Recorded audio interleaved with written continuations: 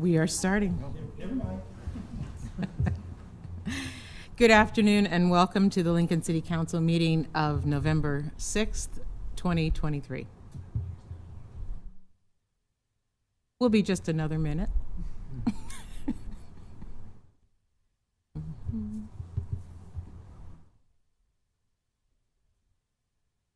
Now, if you'd like to do karaoke, you may. Vicky. Yeah.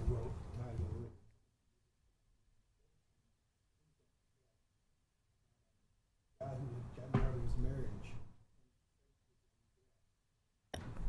And please don't tell the lovely old lady mine. That is odd. It is odd. Okay. This is what you get when you work for the country.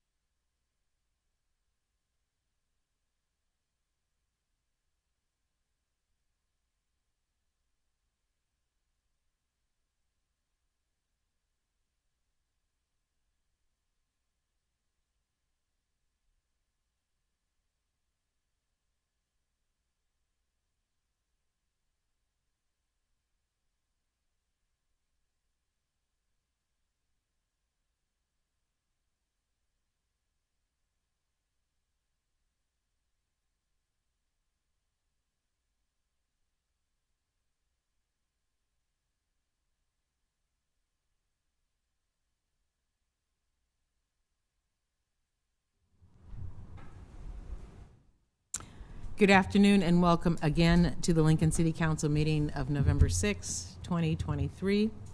In accordance with LB 898, please be advised that a copy of the Open Meetings Act is posted on the back of the chamber at the northwest door. Let us rise for the Pledge of Allegiance, followed by a brief period of silent meditation, and remain standing. I pledge allegiance to the flag of the United States of America, and to the republic for which it stands, one nation, under God, indivisible, with liberty and justice for all.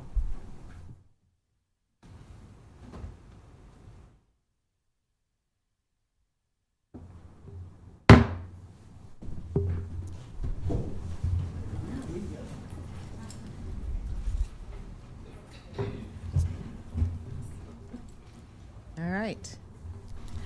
We'll begin this meeting with the Mayor's Award of Excellence.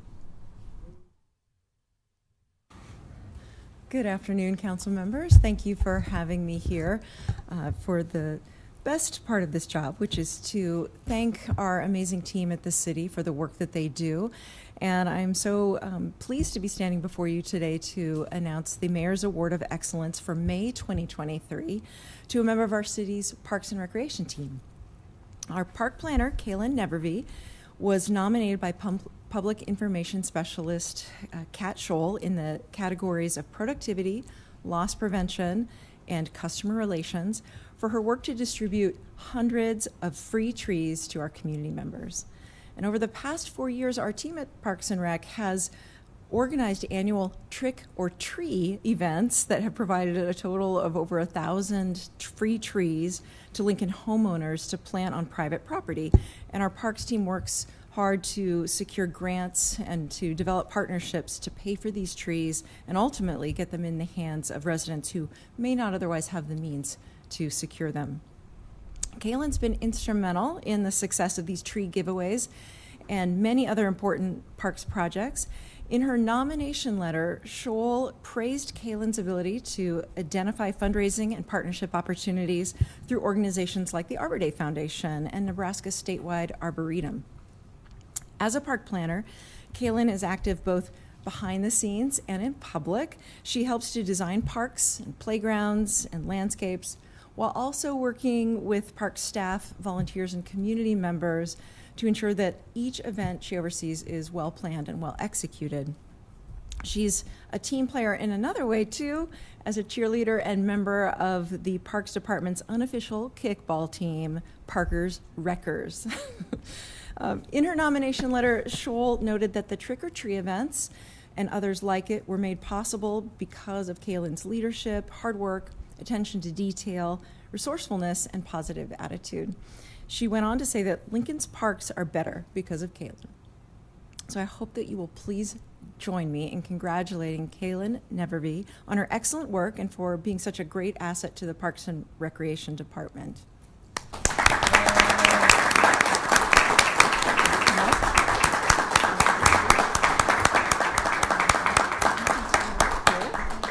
And I'm going to ask her to stand while I ask both the Parks and Rec Director, Maggie Stuckey-Ross, and JJ Yost, our Facilities and Operations Manager, to come forward to say a few words about Kaylin.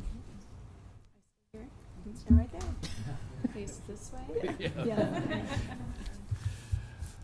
Good afternoon, council members. JJ Yost, Planning and Facilities Manager for the Parks and Recreation Department, and my honor to be the supervisor for Kaylin Neverby. I have a very a construction and management, or excuse me, construction and design team that I'm very proud of. It's a hardworking group that I say does the most with a little. They just really put a lot of effort, a lot of thought into what they do to make parks better for the entire community. Kaylin is absolutely the prime example of that. She just goes above and beyond. She doesn't just look to get a design done. She looks at how does that design engage the public and get them out to activate our parks. And so she's asked to do a wide variety of things. The tree giveaway is an excellent example of just one piece of what she does. Her playground designs, her knowledge in inclusive play, ADA accessibility, landscape design, it's just kind of runs the gamut of things. And so I'm just very proud to have her as a team member. She makes our team shine. And I will just add, Maggie Stuckey-Ross, Director of Parks and Recreation. One of my favorite axioms, I'll say, of the mayor's is free the fun. And when I'm looking to free the fun, I look to people like Kaylin. We have a great time over at Parks and Rec. We work hard, we play hard, and Kaylin is just a culture leader for us, and that means everything to me. So super proud of you, appreciate all that you've done. We love the puns. Johansi already pointed out trick or tree. That's funny because Parks is fun and funny. So congratulations, and look forward to many more years working together. Kaylin, would you like to speak and acknowledge any family you may have here? Yes, well, thank you for this opportunity. And yeah, like Maggie said and JJ said, the Parks Department is a fun place to work. It's a very great place. I love it. I have my dad here, Russ, and I also have my boyfriend, Mike, here. So yeah, thank you. I want to say thank you.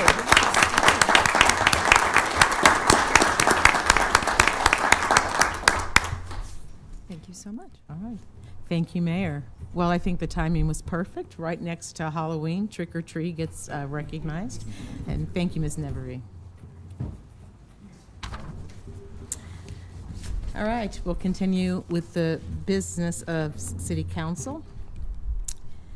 The order of business is as follows. The clerk will call items listed on the agenda. Under public hearing, anyone wishing to speak on an item should come forward after the clerk reads that item. The council shall require any number of the public desiring to address the council to identify themselves, the name of an organization or group, including an address that they may be representing, unless the address requirement is waived to protect the security of the individual. The applicant may then make one short rebuttal. Each speaker should begin by stating their name, address, and organization, and whether you are speaking in favor or in opposition to the item. Testimony is limited to 5 minutes per speaker. After all public hearings, the council will vote on resolutions and items listed under third reading, and items as listed under third reading. On the second and last Monday of the month, immediately prior to adjournment, anyone may speak on an issue not on the agenda for that date, nor planned for a future agenda. And will the clerk please call the first item of business? Our first item of business today for our Monday, November 6, 2023 meeting is reminders that due to Veterans Day and Thanksgiving holidays, City Council will not meet on November 13th and November 27th. Next would be our consent agenda, sections 1, 2, and 3. All right. Is anyone wanting to speak on any item on the consent agenda? Anyone present wishing to speak on any item on the consent agenda? Oh, sorry, more coffee. That would be sections 1 and 2. All right. Seeing no one coming forward, Madam Clerk, let's begin. We can vote on these items. Item 1A is approving a professional services agreement supplement number 2 for preliminary engineering services between the City of Lincoln and Shimmer Associates, Inc. for the First Street and Cornhusker Highway intersection project, introduced by Carlson. So moved. Second. Second, Weber. Ready for the vote. Weber, Yes. Bowers, Yes. Carlson, Yes. Duden, Yes. Schob, Yes. Washington. Yes. Motion carried 6-0. Item 1B is approving Sunshine and Whiskey LLC doing business as the Garage Sports Bar and Grill located at 5551 South 48th Street as a Keno satellite location, introduced by Carlson. So moved. Second. Second, Weber. Please vote. Bowers, Yes. Carlson, Yes. Schob, Yes. Weber, Yes. Duden, Yes. Washington. Yes. Motion carried 6-0. Item 1C is approving Burlow LLC doing business as Sportscasters Bar and Grill located at 3048 North 70th Street as a Keno satellite, introduced by Carlson. So moved. Second. Second, Weber. All right, Madam Clerk. Carlson, Yes. Schob, Yes. Duden, Yes. Weber, Yes. Bowers, Yes. and Washington. Yes. Motion carried 6-0. Item 1D is approving the Amendment 1 to the contract between the City of Lincoln, Lancaster County, Lincoln Lancaster County Public Building Commission, and Wood River Energy LLC to revise Section Number 9, Period of Performance, to reflect a 4-year term with the option to renew for 4 additional 1-year terms pursuant to bid number 19-212, introduced by Carlson. So moved. Second. Second, Weber. Ready for the vote. Weber, Yes. Bowers, Yes. Carlson, Yes. Duden, Yes. Schob, Yes. Washington. Yes. Motion carried 6-0. Item 1F is assessment resolution for Downtown Core Management Business Improvement District for Board of Equalization to be held Monday, November 20th, 2023 at 5:30 p.m., introduced by Duden. So moved. Second. Second, Carlson. All right, ready for the vote. Carlson, Yes. Schob, Yes. Duden, Yes. Weber, Yes. Bowers, Yes. Washington. Yes. Motion carried 6-0. All right. Next item. Item 1G is assessment resolution for Downtown Management Business Improvement District for Board of Equalization to be held November 20th, 2023 at 5:30 p.m., introduced by Duden. So moved. Second. Second, Carlson. All right, ready for the vote. Carlson, Yes. Schob, Yes. Duden, Yes. Weber, Yes. Bowers, Yes. Washington. Yes. Motion carried 6-0. Item 1H is assessment resolution for Downtown Maintenance District for Board of Equalization to be held Monday, November 20th, 2023 at 5:30 p.m., introduced by Duden. So moved. Second. Second, Carlson. All right. Weber, Yes. Bowers, Yes. Carlson, Yes. Duden, Yes. Schob, Yes. Washington. Yes. Motion carried 6-0. Item 1I is assessment resolution for West Haymarket Downtown Maintenance District for Board of Equalization to be held Monday, November 20th, 2023 at 5:30 p.m., introduced by Duden. So moved. Second. Second, Carlson. Ready for the vote. Weber, Yes. Bowers, Yes. Carlson, Yes. Duden, Yes. Schob, Yes. Washington. Yes. Motion carried 6-0. Item 1J is resolution setting the hearing date of Monday, December 11th, 2023 at 3 p.m. for the assessment of weed abatement costs incurred by the City of Lincoln for the period of November 1st, 2022 through October 31st of 2023, introduced by Duden. So moved. Second. Second, Carlson. Ready. Bowers, Yes. Carlson, Yes. Schob, Yes. Duden, Yes. Weber, Yes. Washington. Yes. Motion carried 6-0. Item 1K is setting the hearing date of Monday, December 4th, 2023 at 3 p.m. on the assessment of the cost incurred by the city for building demolition on property located at 1723 South 20th Street, 543 Lamont Ave, 2641 South 9th Street, and assessment of the fees and penalties for neglected buildings on property located at 3801 South 37th Street, 824 B Street, 826 H Street, 520 South 27th Street, 2809 F Street, 1934 F Street, 922 South 20th Street, 835 North 30th Street, 3535 Somerset Ave, and 5320 Bristol Wood. Introduced by Duden. So moved. Second. Second, Carlson. Ready for the vote?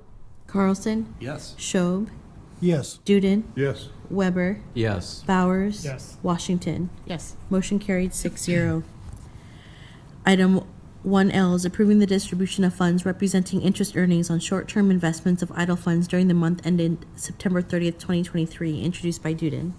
So moved. Second. Second, Carlson. We may vote. Weber, Yes. Bowers, Yes. Carlson, Yes. Duden, Yes. Schob, Yes. Washington. Yes. Motion carried 6-0. Items 2A and 2B are introduced by Schob. So moved. Wait for it, guys. Help me out here. Can I get a second? Can we get a Second. Thank you. second? Weber? They left me hanging. We'll take the vote. Weber, Yes. Bowers, Yes. Carlson, Yes. Duden, Yes. Schob, Yes. Washington. Yes. Motion carried 6-0. That concludes our consent agenda. We shall move on to section 4, public hearing liquor resolutions. I'll call items 4A and 4B together. Item 4A is application of Western Oil 2 LLC doing business as Speedy Mart 2775 for a Class D liquor license located at 8600 Amber Hill Court, and the related manager application of Luke V. Moser.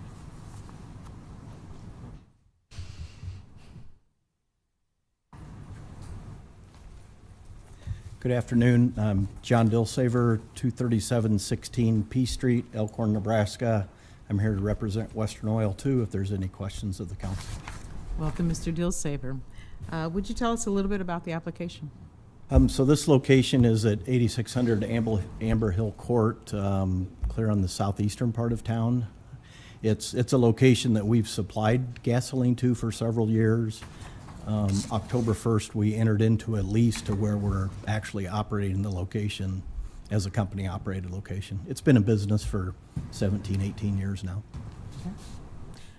Do any councilors have questions? All right, thank you very much. Is there anyone else who'd like to speak on this item? All right, let's move on. I'll call items 4C and 4D together. Application of Kincaid Brewing Company doing business as Sideshow Spirits for a Class C liquor license located at 1811 N Street, and the related manager application of Cody Schmick.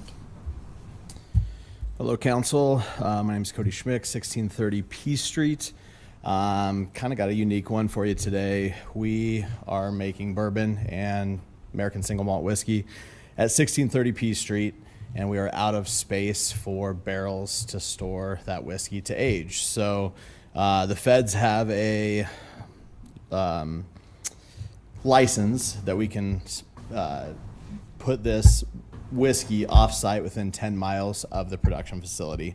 The state of Nebraska does not have that yet because we're the first ones to do that. So the Liquor Control Commission suggested we pulled another Class Z, which is basically a distillery license, another distillery license.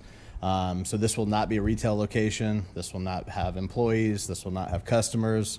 But we still had to go through the process just because there's no way to line up with the feds with that. So this facility at 1811 N Street will be strictly for barrel aging whiskey. And we're bursting at the seams, so we need space. Yeah. I'd be glad to answer any questions.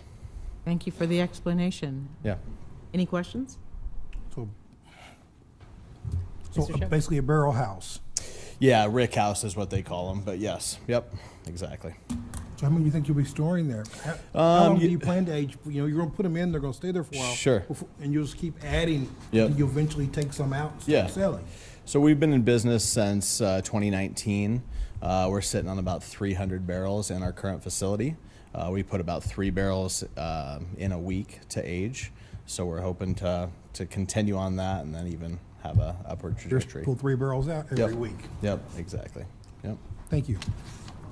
All right, any other questions? Well, Mr. Schmick, I want to thank you for giving me an education because I had to look up Class Z. Right. We don't even have a place for it in our applications. And I yeah. was like, what's a Z? This is.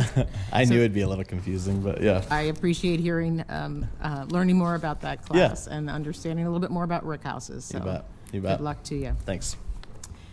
Would anyone like to comment on this application? All right, Madam Clerk, we can move on. I'll call items 4E and 4F together. Application of Casey Retail Company doing business as Casey's number 4300 for a Class D liquor license located at 4350 State Hill Drive, and the related manager application of Crystal M. Carter. Hi, I'm Catherine Rogers, 2425 Ramsey Road here in Lincoln, and I'm representing Casey's today. Good afternoon and welcome, Ms. Rogers. Good afternoon. Would you like to tell us a little bit about the application? Well, the application will be for a new build, so it'll be our first store way out south, so we're pretty excited about that. And that should be slated to open the first week in January. Any questions? That's fast. All right. Yeah. I haven't been out there to look, but I understand the building's up. So, All right. Well, best of luck to you. all right, thank you. Thank you. Would anyone like to come forward and speak on this item? We can proceed. I'll call items 4G and 4H together. Application of Telegraph EB LLC doing business as Early Bird for a Class C liquor license located at 1900 K Street, Suite 180, and the related manager application of James A. Burrow. Hi, good afternoon. My name is Sean Kelly, 2804 South 87th Avenue, Omaha, Nebraska, appearing on behalf of the applicant. This is Early Bird's 6th location in the Midwest, 4th location in Nebraska. Hours are 6 a.m. to 2:30 p.m. Great brunch spot. They hope to be open early January. So once that comes, we welcome you guys to come check it out. I'm happy to take any questions. Well, thank you, Mr. Kelly. Does anyone have questions? Well, I'm just too curious. I have to ask, Mr. Kelly, will you have typical brunch drinks on your menu? Yes, it's known just as much for the brunch drinks as it is the brunch food. All right. All right. Thank you very much, and good luck. Would anyone like to come forward and speak on this item? It's brunch, people. It's just brunch. All right. We can move on. I'll call items 4I and 4J together. Application of Tanks Enterprises LLC doing business as Tanks for a Class C liquor license located at 2755 Jamie Lane, Suite 14 through 16, and the related manager application of Todd A. Moser. Hello, council folks. Good afternoon. Jessica Greenwald, 121 South 13th Street, 68508, here on behalf of the applicant and the manager. Happy to answer any questions that the council may have. Okay. Good afternoon and welcome, Ms. Greenwald. Do you have anything you'd like to say about this application? We purchased this location. It's been previously operated as Grata South, and we intend to just slightly change the atmosphere and make it more of a pizzeria, sports bar area, but generally nothing will change. Hours will not change. Clientele will generally be the same. So happy to answer anything else, though, that you may have. And when will you open? So it's technically open right now. We've got a temporary operating permit, and we've been operating under that, but hope to obviously, get a final approval from you all. All right. Any questions? All right. Thank you very much. Thank you. Would anyone else like to come forward and speak on this item? Okay, we'll move on. I'll call item 4K, manager application of Veronica L. Claypool for ACME Widget Company, doing business as Paisanos located at 2740 South Street. Hello, Veronica Claypool. Paisanos is 2740 on South Street. Had a lot of changes in ownership and management, but we're just applying for a liquor license. Okay. All right. Does anyone have any questions for Ms. Claypool? No. Okay. All right, thank you. Thank you. Would anyone like to come forward and speak on this item? All right, we can move on. Item 4L is manager application of Nicholas L. Dawes for Wilderness Ridge LLC, doing business Wilderness Ridge Golf Course located at 1800 Wilderness Woods Place. Good afternoon. I'm Nicholas Dawes. Our previous license holder is no longer at Wilderness Ridge, so I was applying for application there. Well, thank you for coming down, Mr. Dawes. Does anyone have any questions for him? All right. All right. Best of luck to you. Thank you. All right. Would anyone like to speak on this item? We'll move on. I'll call item 4M, application of American Made Distillery, Inc., doing business as American Made Distillery for an addition of an outdoor area measuring approximately 19 feet by 6 feet and an additional L-shaped outdoor area measuring approximately 65 feet by 5 feet at 100 North 12th Street. All right. Is anyone here to speak on this item? All right. Then we'll move on. I'll be calling items 4N through 4T together. Application of Wax Buffalo LLC, doing business as Wax Buffalo Inc. Sidecar Cider LLC, doing business as Cerro Cider. Glacial Till Vineyard and Winery, doing business as Glacial Till Vineyard and Winery. Holdfast MF LLC, doing business as Occidental and Kate Martin. Kincaid Brewing Company, doing business as Beer House Mashler. Topspin LLC, doing business as Tavern on the Square in the other room. And Captain Jack's for a special designated license to cover an outdoor area measuring approximately 657 feet by 123 feet and 441 feet by 70 feet at 8th and O Street on December 2nd, 2023 from 11 a.m. to 5 p.m. Hi, I'm Alicia Reisinger. I own Wax Buffalo. We're at 720 O Street. And this is Katie. And we're throwing a winter market this December 2nd from 11 to 5. And so we're just here with the application of an SDL for ourselves and our 6 friends that are also going to participate in the event. That sounds wonderful. like a party. Katie, first, would you mind giving us your last name? Yes, Katie Henning. Thank you very much. Oh, yeah, sorry. So this is, I think, your second year Yes. for a winter market? Yes. And was it successful last year? Oh, it was. It blew us away. It was a really fun event and family friendly, magical, very Christmassy. Wonderful. Do any counselors have questions? Do the dates and times again, please. Oh, yes. Did you share those with me Sure. again? It's December 2nd from 11 to 5. It's a Saturday. Okay. Saturday, December 2nd. Christmassy. Yeah. Right. All right. Thank you very much. Thank for you so coming much. down. Would anyone like to speak on this item? All right. I think that is the end of liquor applications. We can vote. Madam Chair, seeing no one else coming forward about all these items. I wrote it down because it was so many. Yes, I'd like to move approval of items 4A through 4T, as in tango. As in tango. Thank you. And they're gonna leave me hanging again, aren't they? Second. Thank you, Justin. Second, Carlson. We may take the vote. Carlson, Yes. Schob, Yes. Duden, Yes. Weber, Yes. Bowers, Yes. Washington. Yes. Motion carried 6-0. Wow. I don't know that we've ever had that many liquor applications in one meeting. Thank you very much. Party in the Haymarket, December 2nd. That's where we're going to be. All right. The next item, business public hearing resolutions. I'll be calling item 5A, approving the agreement between the Lincoln Parks and Recreation Department and the Lincoln Parks and Recreation Foundation regarding mutual responsibilities.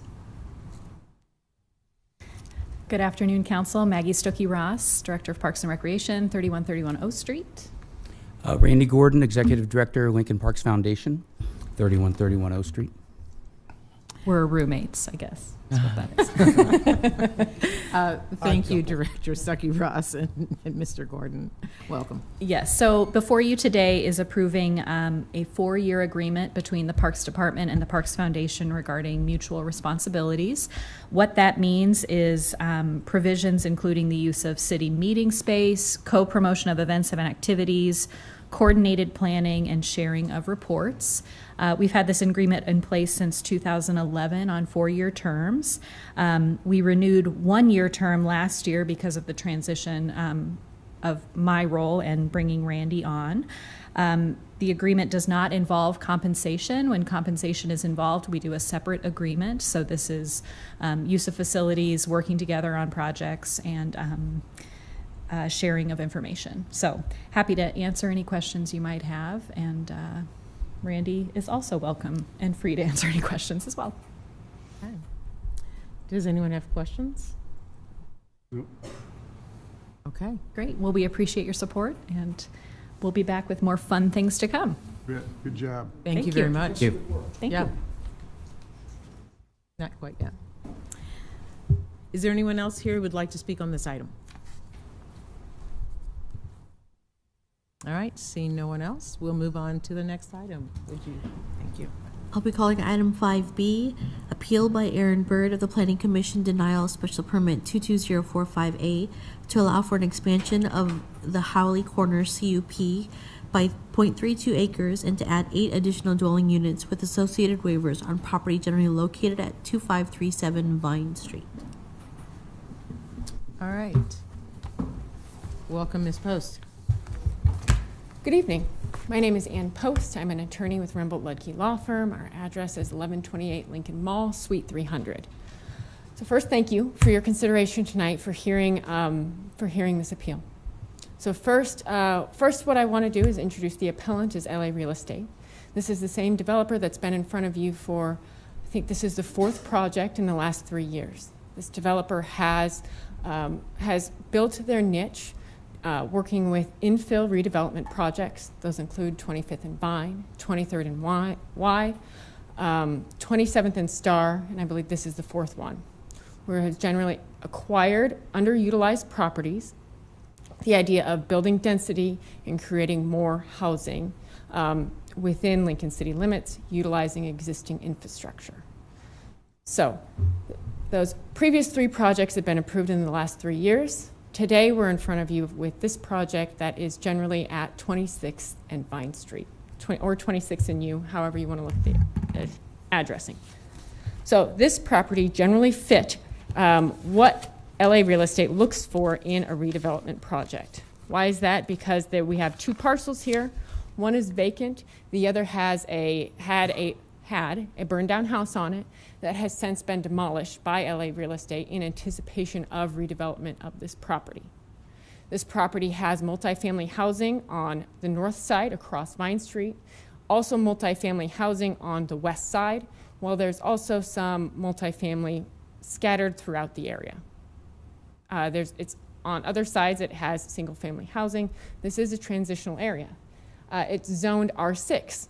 What that means is that is a high-density zoning district. It is shown as urban density residential in the future land use plan. It's zoned R6, which means that by right it could have 15 dwelling units on it with a parking ratio of 1.5 parking stalls per dwelling unit. So it was acquired initially with the idea that the developer would build development similar to what they've built before, which is 2 apartment buildings, 1 apartment building, and some townhomes. But after working through, looking at this property, working with city departments, including planning and urban development, the developer felt that what would be a better fit for this area, for this really transitional area, and for this neighborhood is the project that we have presented before you, and that is 8 dwelling units. That is 2 rows of 4 row homes each. Let me bring up my site plan for you. So these would front on, take access from a middle driveway. They would have their backyards, more or less, to Vine Street and to U Street.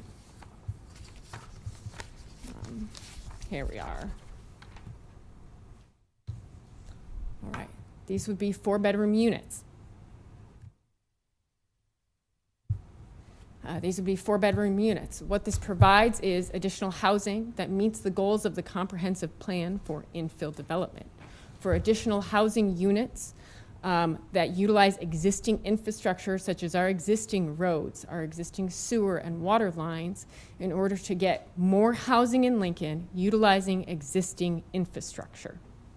It also provides a mix of housing types, another goal of the comprehensive plan. So that we're not just apartments that it's surrounded by or single family homes, these are row homes to provide that additional style of housing, right? So with that, the permits that we need and why we're here before you today is we're asking to extend the community unit plan to help provide flexibility to allow for this community to be built. As I've said, this is zoned R6. The zoning code has a tool that is the community unit plan that doesn't change the zoning district, but it is another zoning district laid on top of that, which allows some flexibility in zoning where you're building a community as opposed to just one building on a lot. So in this case, because we are building this row home community, what we're asking for is to extend the community unit plan that is existing across the street to that was put in place to allow flexibility with setbacks to, again, allow across a development of a community across the street, to extend that north across the street to this project. And so that is, so what we're asking for is a overlay district, R6 with an overlay district. This is still a zoning district. This is done by city action. This is zoning, CUPs are not personal. They are personally applied for, but that they are extended by action of the city council. So we're asking that to allow a flexibility in setbacks that allows us to site this project on the on this site. All right, so we brought this to Planning Commission. At Planning Commission, we became aware that that the neighborhood wanted to see more communication regarding this project. Also, that the neighborhood has built a community around urban gardening, and they wanted to see that carried through to this project. Urban gardening, while I know we had, I think there was recently adopted a local food plan. While that was adopted in Lincoln, urban gardening is not generally a requirement of CUPs or of the zoning code. So, but having heard the neighborhood's comments, since this was in front of Planning Commission, Aaron talked to the neighbors, to Mr. Renna, Mrs. Walters, had several conversations with them to try and identify ways to really integrate this project into the community. So what that included is discussions of obtaining the color palette that they're hoping to use, that they're looking at using on the community across the street, and discussions about incorporating that into this development across the street. That includes obtaining their landscaping schedule, what plants they hope to bring into that community to help with their urban gardening as far as pollinators, and to work to incorporate that into the landscaping of this plan. What that also included was working with the city and working to build planters in the right-of-way for this project. Now, I know we've had some confusion on that, how that's even possible, so if you'll bear with me, I'm gonna find my exhibit that I know I have in this mess of paper somewhere. So the idea is that this project doesn't have large yards, but what it does have is an unusually wide right-of-way. And so, like, for example, across the street, that right-of-way was vacated in order to be able to provide the setbacks that were necessary for that project. In this case, we have extra right-of-way between the sidewalk, between the property line and between the sidewalk. There's about 15 feet of right-of-way that the developer is willing to, if there's community support for the project, if there's community support for this idea, to build planters there. Now, why I'm not able to say more than the developer is willing to and we're working with the city is that this is still city right-of-way. That what is practically a great idea can sometimes come with hoops to jump through once, you know, those attorneys get involved and you look at some of the practical legal issues behind it.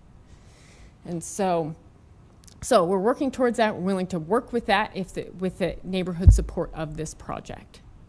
So with that, we also hosted a neighborhood meeting, a Zoom neighborhood meeting. We wanted to be able to host it via Zoom because in our experience, it's easier for neighbors to attend when you host it via Zoom. Also, because of the short timeline between a planning commission hearing and appeal hearing, Zoom seemed like a better option to be able to get as many people there as we wanted to have, as could be there.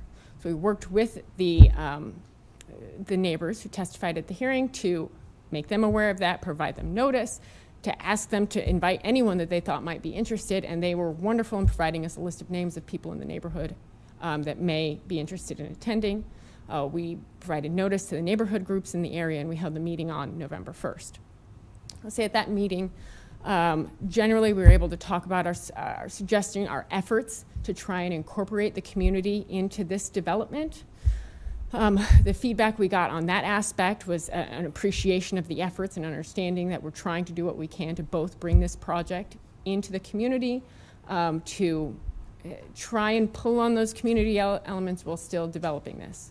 I will say that we heard some comments regarding parking.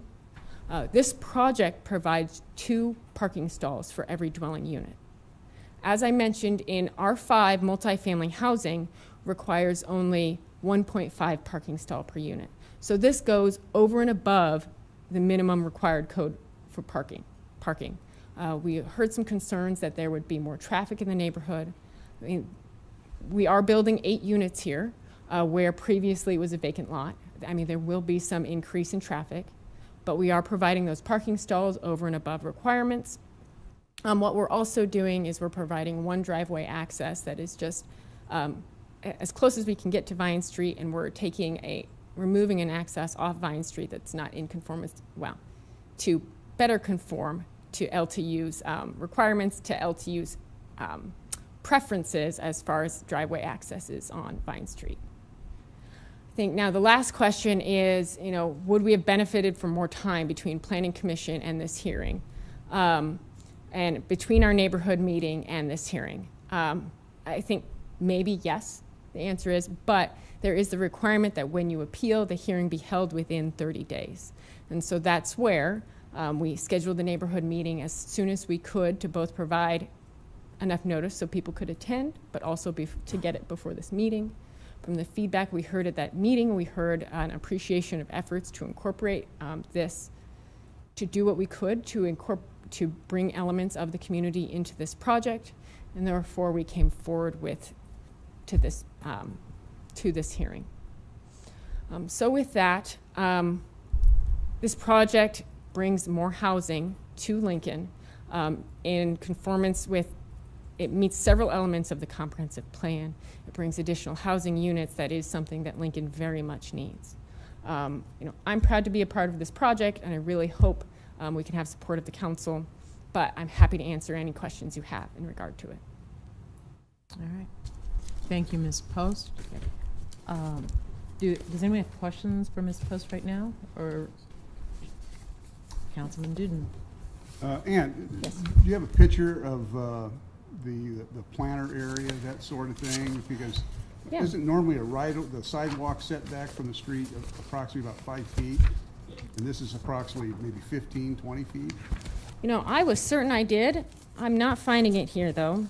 But what I can do for you is oh, here we go, actually. Of course, right when I say that is when I find it. And if I can figure out how to zoom in on this, let's see. That is brightness. Zoom, here we go.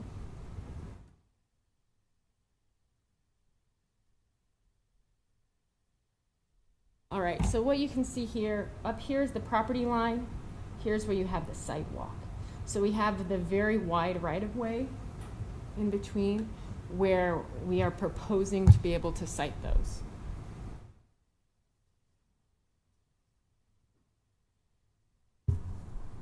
Isn't that space, though, between the curb and the sidewalk quite a distance? So here's our property line. Right.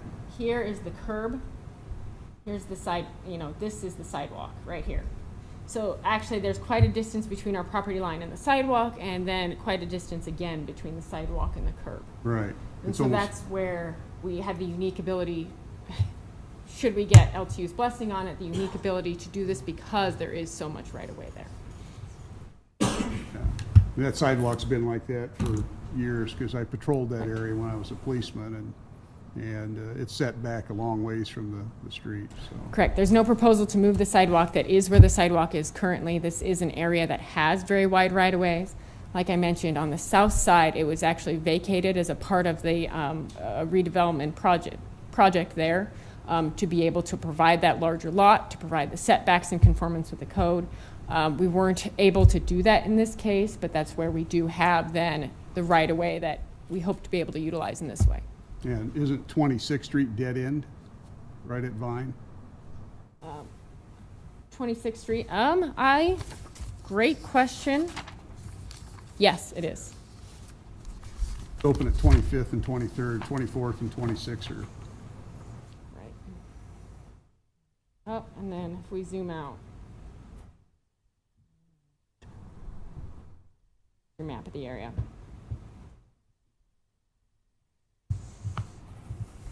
Can you point out the streets on that? Yeah. Oh, I'm sorry. This is Vine Street, this is U Street, 25th Street, 26th Street. So this is where, kind of right here, is where that entry driveway would go between the row homes. So you look at that compared to here. Thank you. That's all I have. All right. Any three? Yes. Thank you, Chair Washington. I have a few questions. Thank you, Ms. Post, for coming down here. In the Planning Commission, one of the commissioners that voted against this application was concerned about student housing. And I was just wondering if you or the applicant could elaborate on that. Sounds like with some of the current properties by LA Real Estate, there has been student housing in previous projects, kind of how you see that playing into this one. These are going to be 4-bedroom units. Mm-hmm. They are near the university. At the same time, we rent these units to tenants that show up that want to rent these units. So we rent to the community that is interested in renting to these units, Okay. renting these units. So it could be a possibility. It could be a family, it Yep. could be a student, it could be a retiree. Yep. Anyone who shows up and is, willing to rent these units for the rental, for the market rate rental that is charged. I appreciate that. You mentioned how by right this could be 15 dwelling units, and I was just wondering why that isn't what this project is, kind of why the 8 dwelling units and part of the CUP is the route that the applicant went.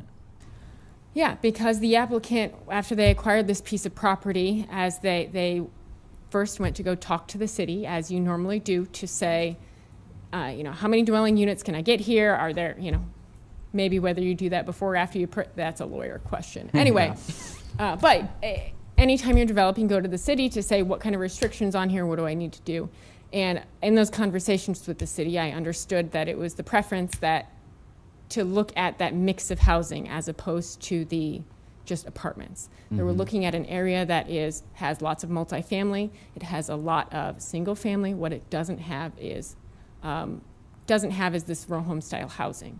So what we're looking for, and very supported by the comprehensive plan, is a mix of housing types. So we're able to find a way to make that work. It provides long-term flexibility for the developer.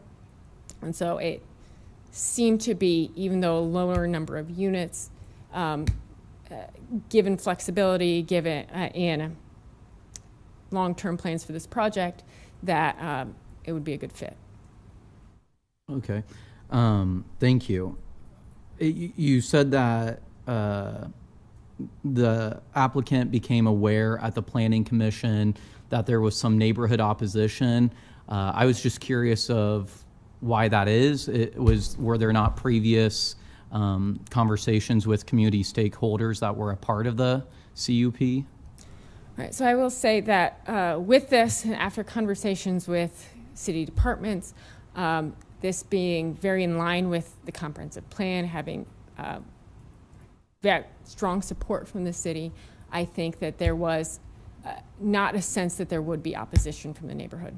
Okay. So I think that was obviously practically, if we could go back and redo that, we would. Yeah. So that the notices went out when the agenda that the city sends out. Notices went out, and we did not receive any communications on this project at that point. So first received those communications at Planning Commission. Okay. And so that's where after Planning Commission, we did clearly understand that message, back up and reach out and hold the neighborhood meeting and try to have those conversations with the additional process between that time and this. And I appreciate you reaching back out to the community after the hearing. And my last question is, I'm just slightly confused. You talked about the planters and the right-of-way, Right. if it got community support. When Right. you say community support, are you talking about for this application, or are you talking about the planters and the right-of-way? I mean, first I would say both. Okay. I mean, if this application isn't passed, this project isn't going to happen. Yeah. I mean, the way, at least not in the same way Yeah. that it's before us today. Okay. And so we need community support for that. I will say, we've made no secret of the idea that we may request tax increment financing. Mm-hmm. And so those would be part of that later discussion. And I know that I would be back in front of you for that process. And so all of these factors would be considered in that process as well. Awesome. Thank you, Ms. Post. I appreciate it. Any other questions? All right. Councilman Duden. I just want to make one more comment, that I think raising families in apartment complexes is a much more dynamic, difficult, that sort of thing, and this presents more of a homey atmosphere. I've seen your design and what have you, and I think it blends in well with the neighborhood and seems to be just a better fit based on what your intentions are. So I want to thank you for doing that. Thank you. Any other questions from councilors? Councilman Shob. Thank you, Madam Chair. Thank you, Ms. Post, Mr. Byrd, for coming forward. You said 4 bedrooms and Correct. market rate, was that what you also said, for all the units? Correct. Yes, these are 4 bedrooms. They're intended to be market rate. If there is the intent to seek tax increment financing, as a part of the city's TIF policy, there would be an affordable housing component to this project. Right now, we're contemplating that would be an in lieu payment, so that would be that a portion of the tax increment financing would go to a fund to support affordable housing, but not that there would be affordable, there would not be affordable units in this project, not income restricted affordable units. I understand. Thank you very much. That's very helpful. Thank you for the clarification. Yeah, give me the chance. Any other questions? I got one. I think the other council members did a great job asking some of the questions that I had. One question that I have, and I don't know if you can answer this or not, but if this gets denied by the council, can you speculate on what the next steps would be and what kind of plan may be brought forward next after this? I think that, I think the next step would be look at building a 15-unit apartment building with 1.5 parking stalls per unit. I think that is what would be allowed by right. And if we receive the message that the kind of lower density housing is not what the community wants to see or not what the city wants to see there, we would go with what is the next most likely step is what is allowed by right, and that's that 15-unit apartment building. And then that would not come in front of the council because you could do that by right then. Correct. That is currently allowed under the zoning code, is allowed by right with no additional permit requests. Thanks. Thank you. I think I have a question. I'm Yes. going to follow up on Councilman Yeah. Bowers on that one. When you're describing by right, and I haven't done the math yet, so 15 units and 1.5 parking spaces, is that 12 parking spaces and 15 units? I'm going to agree with you Okay. because lawyers don't become lawyers because they're good at math. Oh. But that sounds right. Okay. I'll double check, before we leave here today, but yes. Sandra, can you repeat that again? I was just curious what that parking was when you multiply 15 times 1.5, and so I'm... Be like 22. 22 and a Oh, half 20, parking all right, stalls. I forgot to carry something. So, Parking. like I said, it's not why I became a lawyer. Yeah. But yeah, All right. but I've got a calculator, so. All right, thank you Yep. very much. Thank you. I think I have a question for staff. Can we have someone from the planning department? And then we will open it up for everyone else. Good afternoon, David Carey, Director of the Planning Department, 555 South 10th Street. Director Carey, thank you for coming. I would like a little bit of a primer on the community unit planning process and how they get amended. Just because I'm not sure that's completely understood by me or maybe others.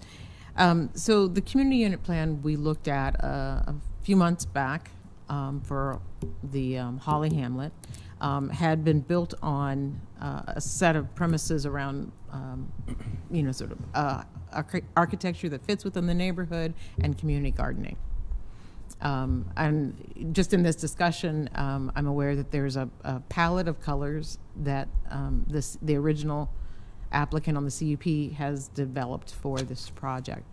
When CUP is amended, can you tell me, does the next amendment to the CUP need to follow the same premise of the original CUP, or are they allowed to just amend the lines and then do what they would prefer? Thank you for the question. So in addition to a CUP or PUD for that matter, does not have to follow the rules of the existing CUP or PUD. In this case, there's a different owner that is asking to basically add on to the CUP. So there is not a rule that says they have to follow the existing, whatever was approved for the original. Perhaps the best way to explain that further is to kind of note some of the other recent approvals that we've given as a city to other CUPs and PUDs that were for a different ownership that wasn't part of the original approval. And so one of those is 48th and Madison. It was a very recent approval, and that was an amendment to the existing University Place PUD where we approved a mixed-use project, which I think would be a great project. And that's just a very recent example of how a PUD can get expanded. It's not necessarily exactly like what was originally approved, different owner. So we have done this in the recent past. A significant one to point out is Village Gardens down at 56th and Pine Lake Road. That came in as a significant PUD plan that has more or less been built out now.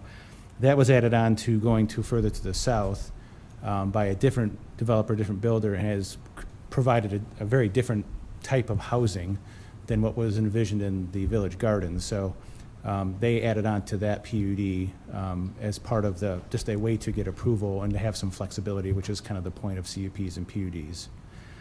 And then one other one that is actually near this proposed addition to a CUP is the Antelope Village PUD, just south of what we're talking about today. And that was originally approved in 2008. We more recently in 2021 approved what is a multifamily add-on to that approval, which is significantly different than what was there before. It was mostly row housing and a little bit less density, but we approved the add-on of that fairly recently as well, which was a significant difference.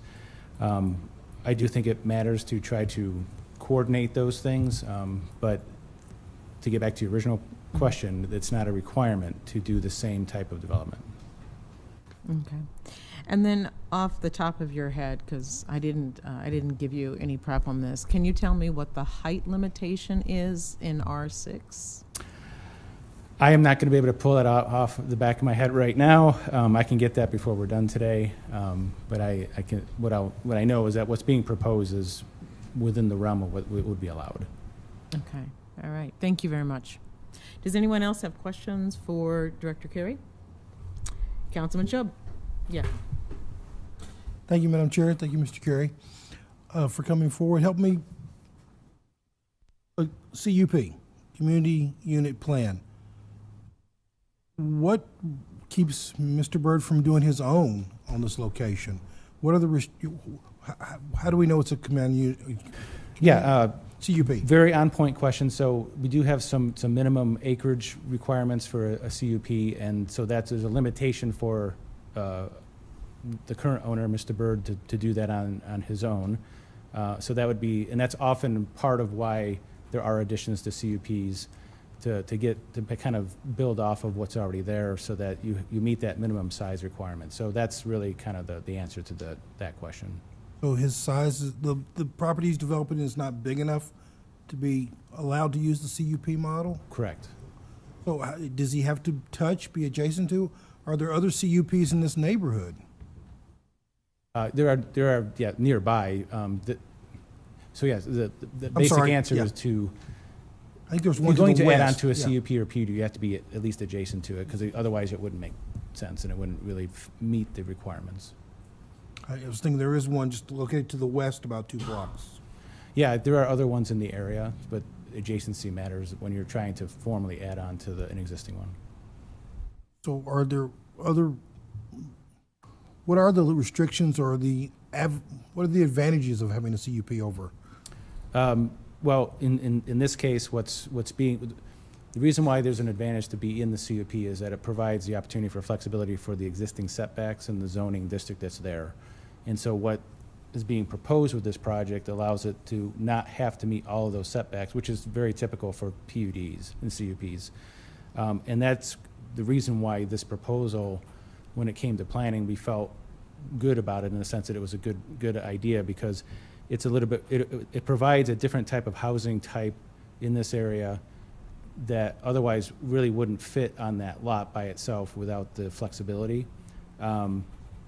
And it gets back to what was being discussed earlier. This is kind of more of the missing middle is the terminology that's out there now, that we Lincoln don't have a lot of that. That this project as proposed provides more of that type of housing. It's not just apartments and it's not just the single family, it's something in the middle, literally. And that's what's being proposed. And that's kind of where we landed on our recommendation of approval. So there was a conversation about parking and number of units and the zoning. I wrote it down because I can't remember. R6 zoning? Yep. How would setbacks and green space and all that play out if he were to use the existing zoning to build dense units? One of the advantages of doing the CUP was there'd be a little bit fewer setbacks but more green space. Yeah, so I think one of the biggest differences, and the applicant could explain their project in a little Probably more should have detail than I asked him, could, but I think one of the basic differences is that what's being proposed is they're internalizing the parking, and because of the flexibility that's allotted for a proposal like this, there would be less parking as well. And under the straight zoning, I think it would be more of a single building, larger single building with more units and more parking. Thank you, Mr. Curry. Thank you, Madam Chair. All right. Does anyone else have any questions? Councilman Bowers. I just had one question, and I don't know if there's an answer to this, but it sounds like that this was put on the consent agenda for the Planning Commission, and I know that caused some heartburn for some folks. Can you help me understand why it was put on a consent agenda as opposed to a public hearing? Well, yeah, so in general, and Ms. Post explained it well already, we didn't get a lot of feedback with the typical outreach that happens in advance of the Planning Commission hearing, as well as when we received this at the staff level, we really felt like this was checking the boxes. And so when we have, and it's not a really large project compared to others that come through for approval. And so that calculation was simply that we didn't feel like there was a lot of reason to be against it. Let's put it that way. So it was like your professional discretion as opposed to like a specific formula that determines? Yes. Okay. Thank you. Okay, Councilman Duden. Mr. Carey, doesn't projects like this, though, help promote people to invest in infill lots where we have dilapidated houses and one that's been sitting that's been on fire and knocked down, and this seems like a good project for filling those two lots. Yeah, but what's been spoken to earlier is that there is a by right avenue for the owner to move forward with. But to your question, I think it does provide an opportunity to provide a little bit different type of housing unit than what's by right. Right.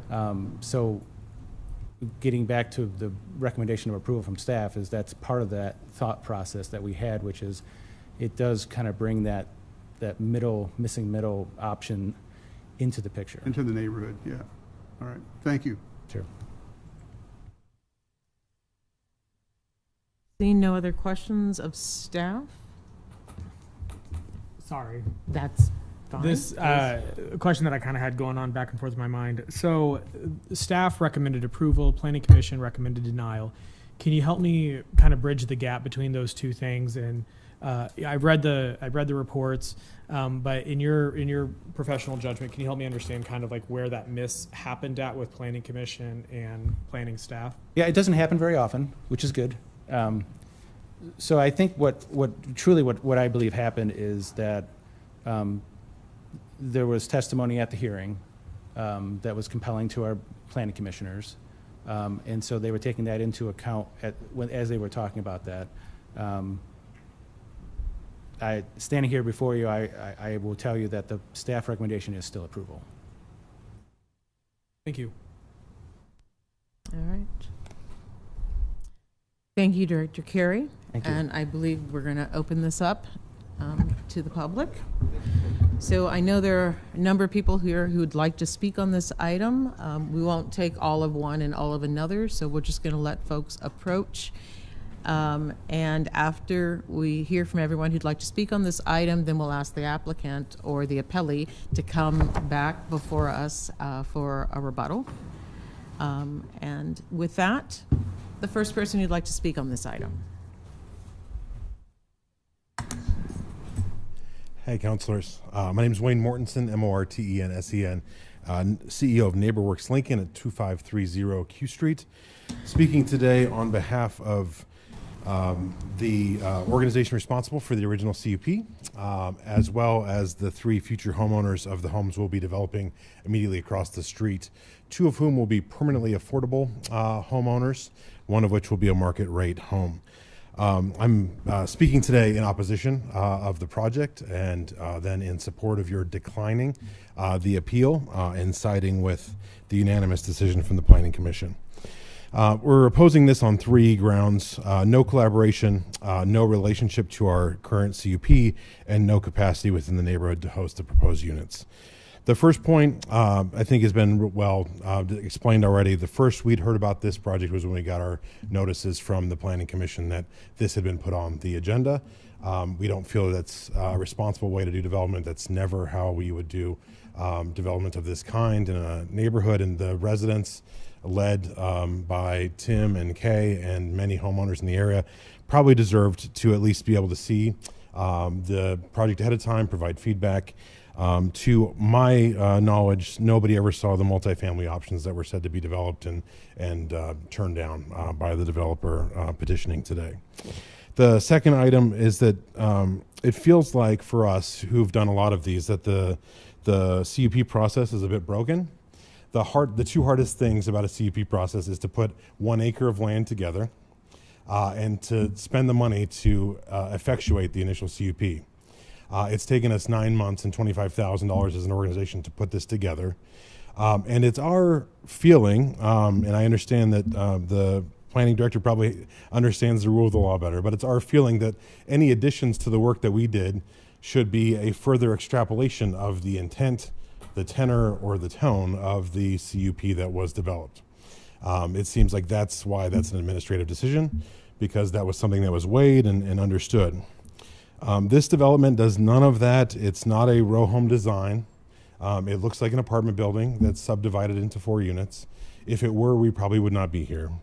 It's not an ownership model. It's a renter model, and it doesn't comply with the mixed income ownership neighborhood that Tim and Kay and their neighbors have aspired for. If it were, we probably would not be here today. And it's not workable within the capacity of the neighborhood. If it were, again, we probably would not be here today.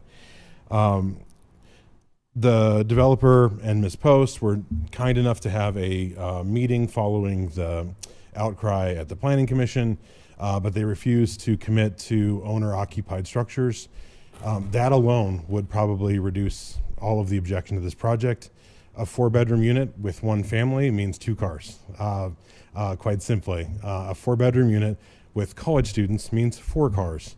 On very narrow streets, as you guys have pointed out, 26th Street is a dead-end street.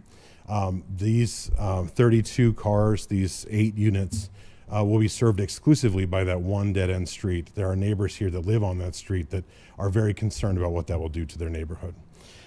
For us that are developing homes across the street, we know that means that we will never be able to find guest parking. We know that we will never be able to park in front of our house, run the groceries in, and take off again. Like, the simple conveniences of living in an urban or walkable community will be greatly reduced by this project, to, when fully occupied, will take up 3 radial blocks from this project worth of street parking.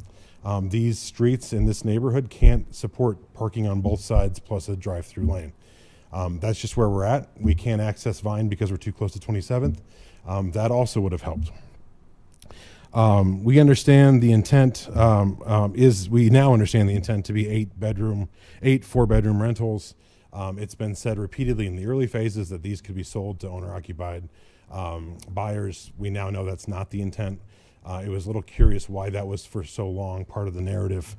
But the commissioners, I think, rightly identified that these properties usually become the prospects of college student rentals, and they're usually well overparked, and they usually have detrimental impacts on the neighborhood surrounding them.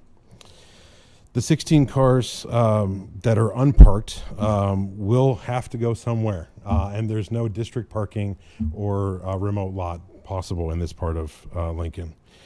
By contrast, the multifamily project would likely, and I've not seen any designs obviously, but judging by having to make room for 22.5 parking spaces and those number of units in a 3-story volume, would likely have fewer bedrooms, would likely have fewer cars, would likely have more generous open space, and would likely be more hospitable in terms of setbacks to the neighborhood that surrounds it, while providing just as many units, 4 more units actually.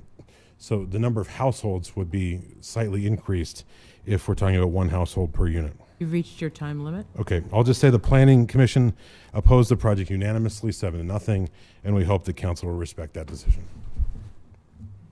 All right. Thank you, council.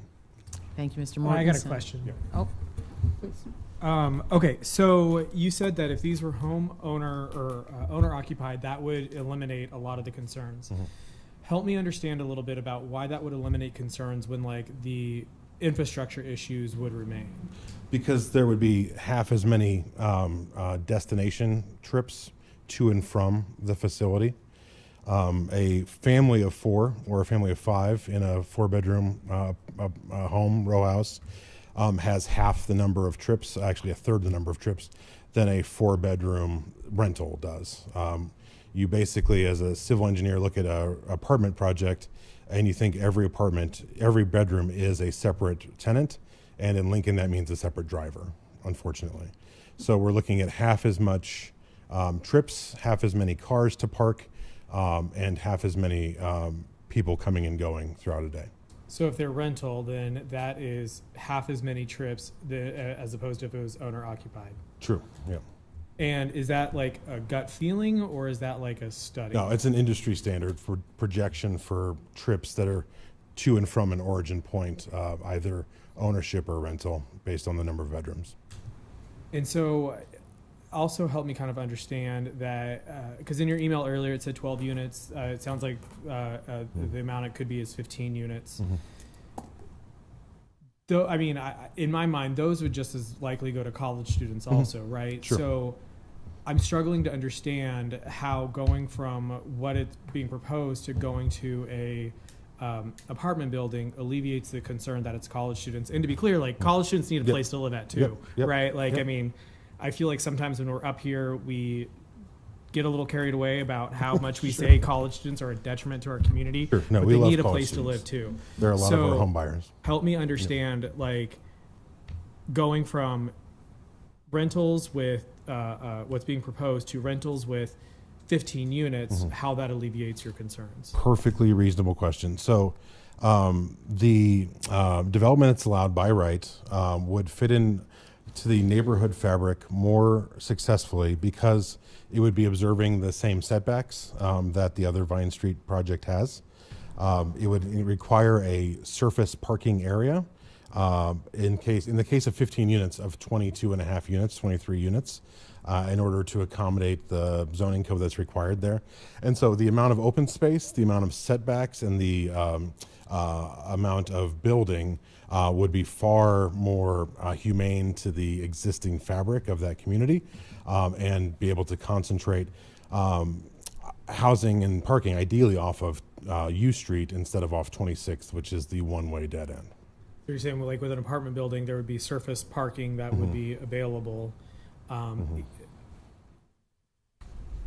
Okay, because I guess I'm under the impression that the current proposal also has surface level parking, or I mean, if they're providing 22 parking or 16 parking spots. Yep. Okay, thank you. Yep. Any other questions? Councilman Shob. Thank you, Madam Chair.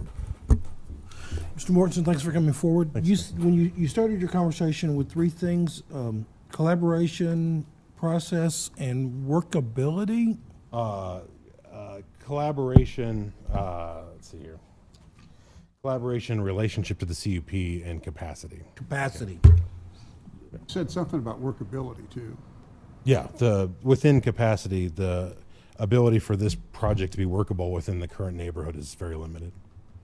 Expand on that a little bit. That was my question. Sure. Yeah. So the 3 units, and that's why one of the reasons we're here, in addition to working so closely with Tim and Kay over the years, and these neighborhoods to create the Holly Hamlet, is that these 3 new homeowners across the street that are going to be buying their first homes, right? It's an exciting thing for them. Are going to face the likelihood that their street will be constantly parked to absolute capacity because of the project that's being allowed to be built across the street. These 26th Street, and U Street are very simple pedestrian-oriented sidewalks on both sides, low-capacity residential streets. And we're asking now, this project is asking, that we add an apartment complex that be served off of one of these traditionally single-family oriented arterials, right? There's no ability to get there from Vine Street. You have to go through the neighborhood to get to this site. And in so doing, you're going to go up 26th or down U Street, neither of which were built to the capacity that's being requested by this project. Thank you. Thank you, Madam Chair. All right. Let's go to the next person coming to speak. Hi, I'm Kay Walter, and good afternoon. I live at 605 North 26th Street. My husband, Timrana, and I are among the co-founders of the Holly Hamlet Neighborhood Garden, and it's in this area here. I'm not sure how you show that. Bam. Okay. It's bounded by 25th and 26th Streets and T and U Streets. The garden is located on properties that Tim and I own. It includes 100 garden beds devoted to organic vegetables, fruit trees, small fruits such as berries, and native pollinator plants to support bee, butterfly, and bird populations. We're working to create a horticultural conservation easement on each of these properties that will severely limit turf grass and provide space to the garden and space for people to garden and to grow food. As part of our revocable trust, we've arranged to continue supporting the garden after our deaths. Now in its 14th growing season, the Holly Hamlet offers free garden space and access to water to interested homeowners and apartment dwellers living either in the block or nearby. The properties Tim and I own include 4 apartments and 1 home leased to long-term renters well below the average prices for rent in our neighborhood. Last December, we sold part of another property, the one that Wayne described, to build 2 additional affordable homes, with the remainder of the property supplying garden space for new homeowners and other people within the block. There will be, okay, he's already explained that. Tim and I consented to the Holly Corners Community Unit Plan for the dual purposes of creating affordable housing and gardens. This is an entirely different focus than simply changing setbacks in order to build student housing. In the last 3 weeks, I think Ann Post explained very well that what we have done since the commission meeting. But based on the meeting that was held on November 1st, I am opposed to attaching more land to the CUP for the following reasons. First, my understanding is that no affordable homes will be included at this location. This is a neighborhood that needs affordable housing.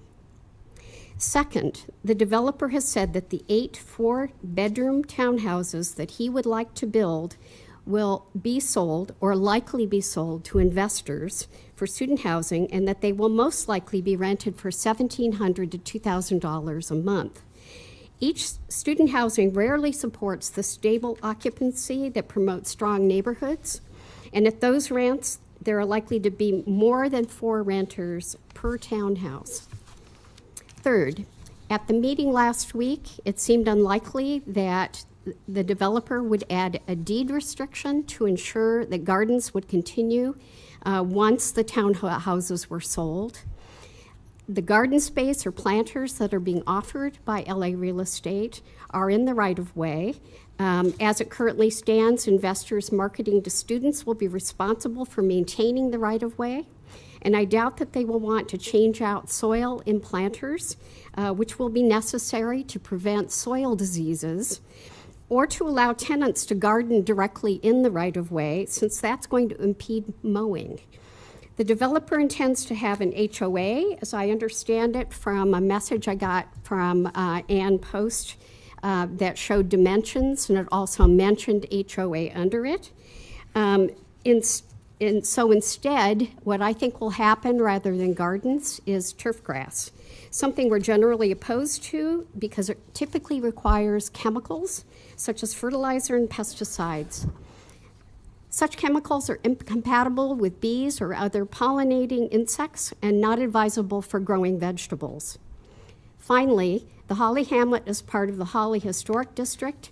The designs we were shown last week were singularly unattractive. After the Zoom meeting, we commented that the architectural renderings made the townhouses look like a show barn at the county fair. What the LA Real Estate project is proposing is not at all in keeping with the Holly Corners Community Unit Plan. In fact, it's the antithesis.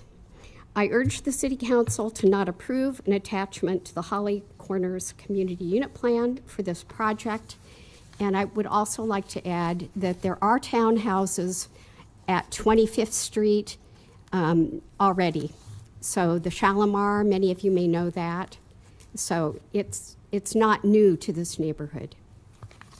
Thank you. Thank you, Ms. Walter. Any questions for this person? All righty. Thank you. And the next person to testify. Hi, my name is Erin Kessler.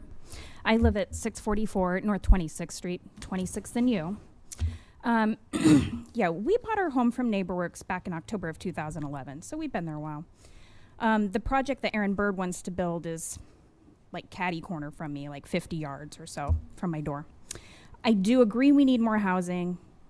Even college students need more housing, especially in our community. I just feel that with this particular lot, what he's proposing is too big. If he has to ask for special waivers, I don't even know why we're here. It's too big. You know, he has a history of coming into neighborhoods like ours and, you know, putting these dormitory style housing and advertises solely to like the college students.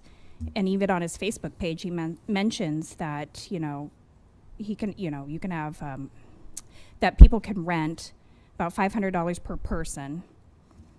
And, you know, he doesn't say like there's a limit on the people. Of course, everybody should know the laws, no more than 3 unrelated people, but what's to stop those college students? So, what else was I going to say? They've already hit a lot of the other things I was going to say, but it just seems like there will be a lot more people and cars for all, you know, an already highly dense, you know, density area. The other thing that I really want to point out, you know, in his building plans, he shows a single entrance exit onto 26th Street. So that's the only driveway for the tenants to get in and out of their 2-stall garages. And you know, on 26th Street, they allow for parking both sides of the street as well as the dead end. So my concern is if there was an emergency vehicle, mostly like a fire truck, I'm not worried about an ambulance, but they could get in, but how are they going to get out? You know, backing out into 270 degrees of parking with parked cars on both sides of the street. You know, maybe that's something that needs to be discussed with Lincoln Fire Rescue. That's my big concern, is safety for, you know, everybody.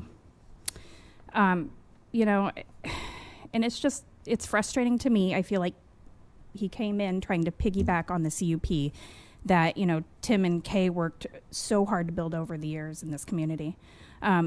They've been working with NeighborWorks on a project that will have 3 dwellings right across the street from me, which I'm in favor of because it's going to be affordable housing. It's going to encourage homeowners, which is what we want, especially for our kids. You know, we want to encourage homeowners, get more children in the community, more families. So this just kind of seems like it's taking a step back. I'd like to see people put Ritz down in our neighborhood. And I don't know, just don't think it was very neighborly of him to come in and not speak with anybody. That's all I have to say. All right.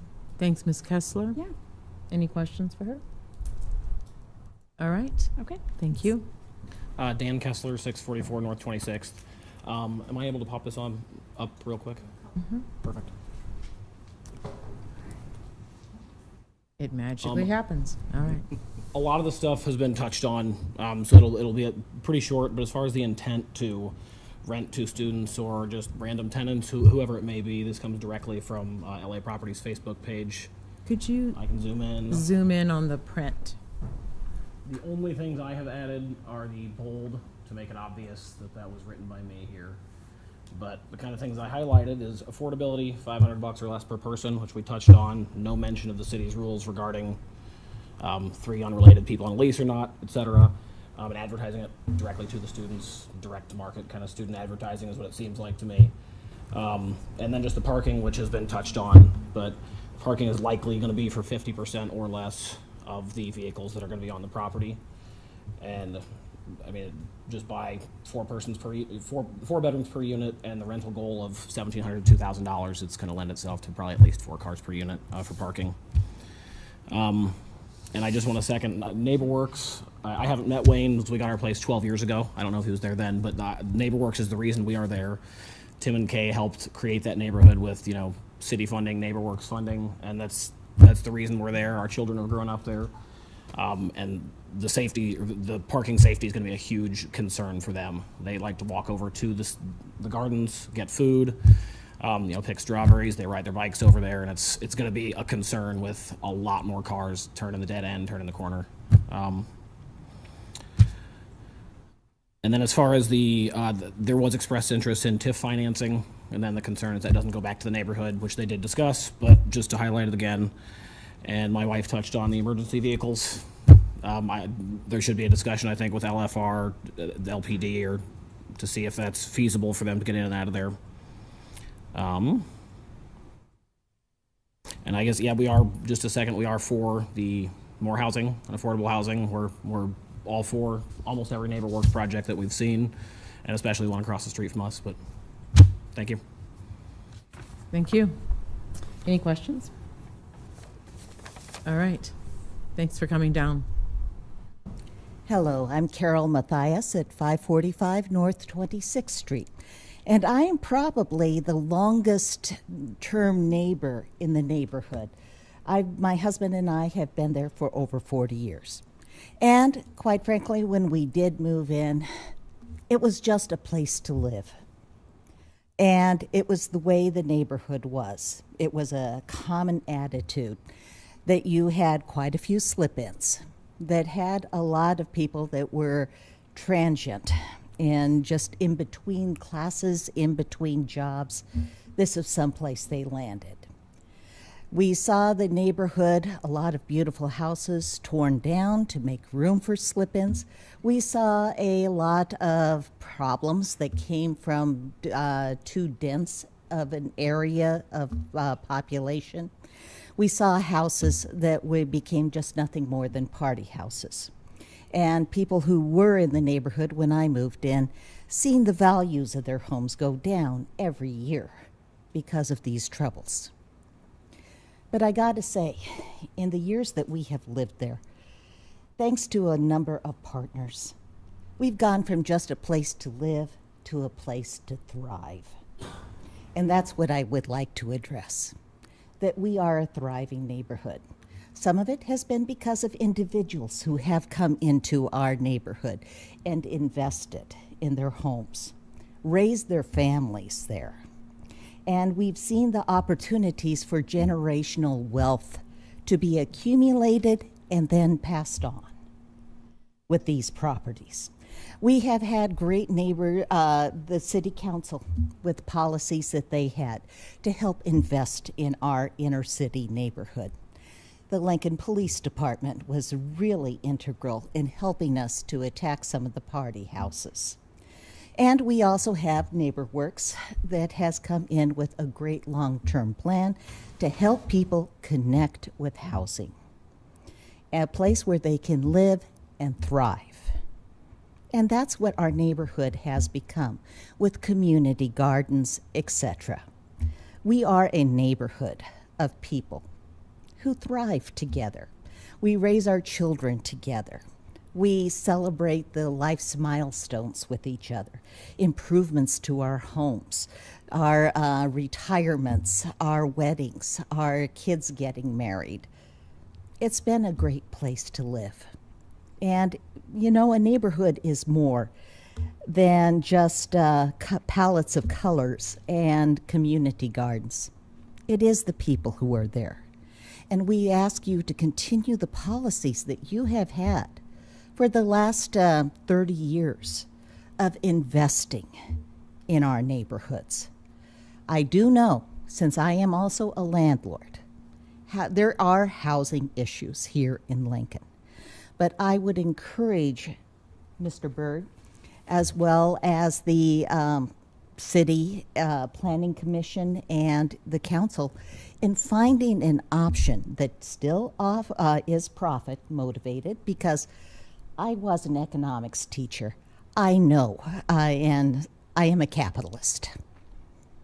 But I also believe that we have something that we can do that works more with the neighborhood.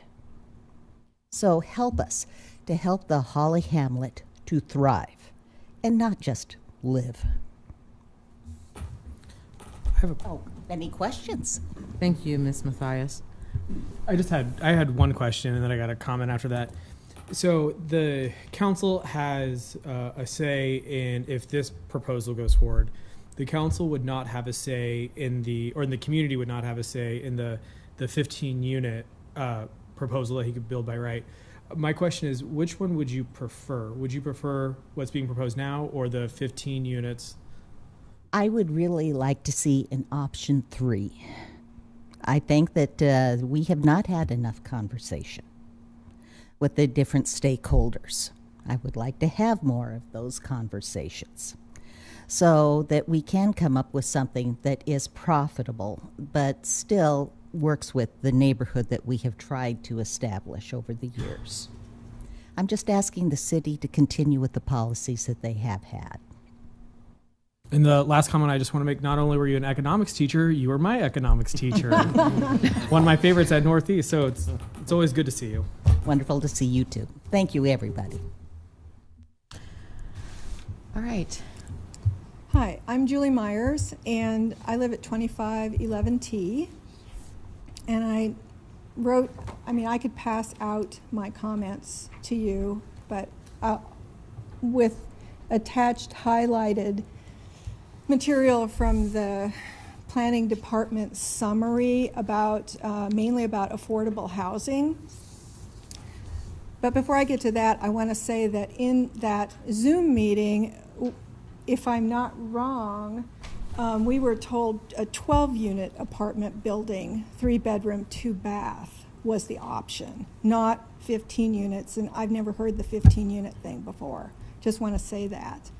And also that burned down house, I believe was a duplex, like 2 units that were torn down. And I think if the assessor's website is correct, $235,000 was paid for that. So it's a little different than just getting rid of demolishing a burned down house. So we lost 2 affordable units, I think. Okay, so I live 2 blocks from the proposed development in a 1-story, well cared for, century-old house that my husband and I purchased in 2018. So in some ways, I'm a fairly recent resident in this really well-established neighborhood. My 94-year-old father, Merle, lived there with us for 4 years, the last 4 years of his life, even though he owned a house in the Knolls, because he fell in love with this neighborhood and its garden fresh potatoes and strawberries and things like that. We bought there mostly because of the community gardens and open space that Kay Walter and Tim Renna developed over the past 15 years. So this is significant. This is a huge deal. A lot of cities don't have this. But also because this area has historic and traditional buildings, it has population diversity, it's walkable, it has long-term neighbors, and it's got this incredible commitment to affordable housing. I mean, all the NeighborWorks building, I mean, those houses on from 22nd to 24th on Q Street and all over the neighborhood. I mean, you can see all this fresh development that's really well done. I want you to know that I do recognize the applicant's right, Aaron Bird, to build whatever is allowable under zoning regulations. But the reason I'm here is the question before the council is, should the city waive certain zoning requirements for this development, and which is what will happen if it's attached to the CUP? Your decision is going to set the stage for more developer CUP requests adjacent. And appeals, and developers and the neighborhood need predictability. We all need that. I'm opposed to this particular CUP extension right now. However, I'd be in favor if in the CUP extension documents, which would be binding, there's some requirements included. And I was particularly irritated by this affordable housing mention. 2 units, the applicant's proposing. It's in the city summary. I've highlighted the various places in orange where they keep talking about this, the 2 units of affordable housing. I want those.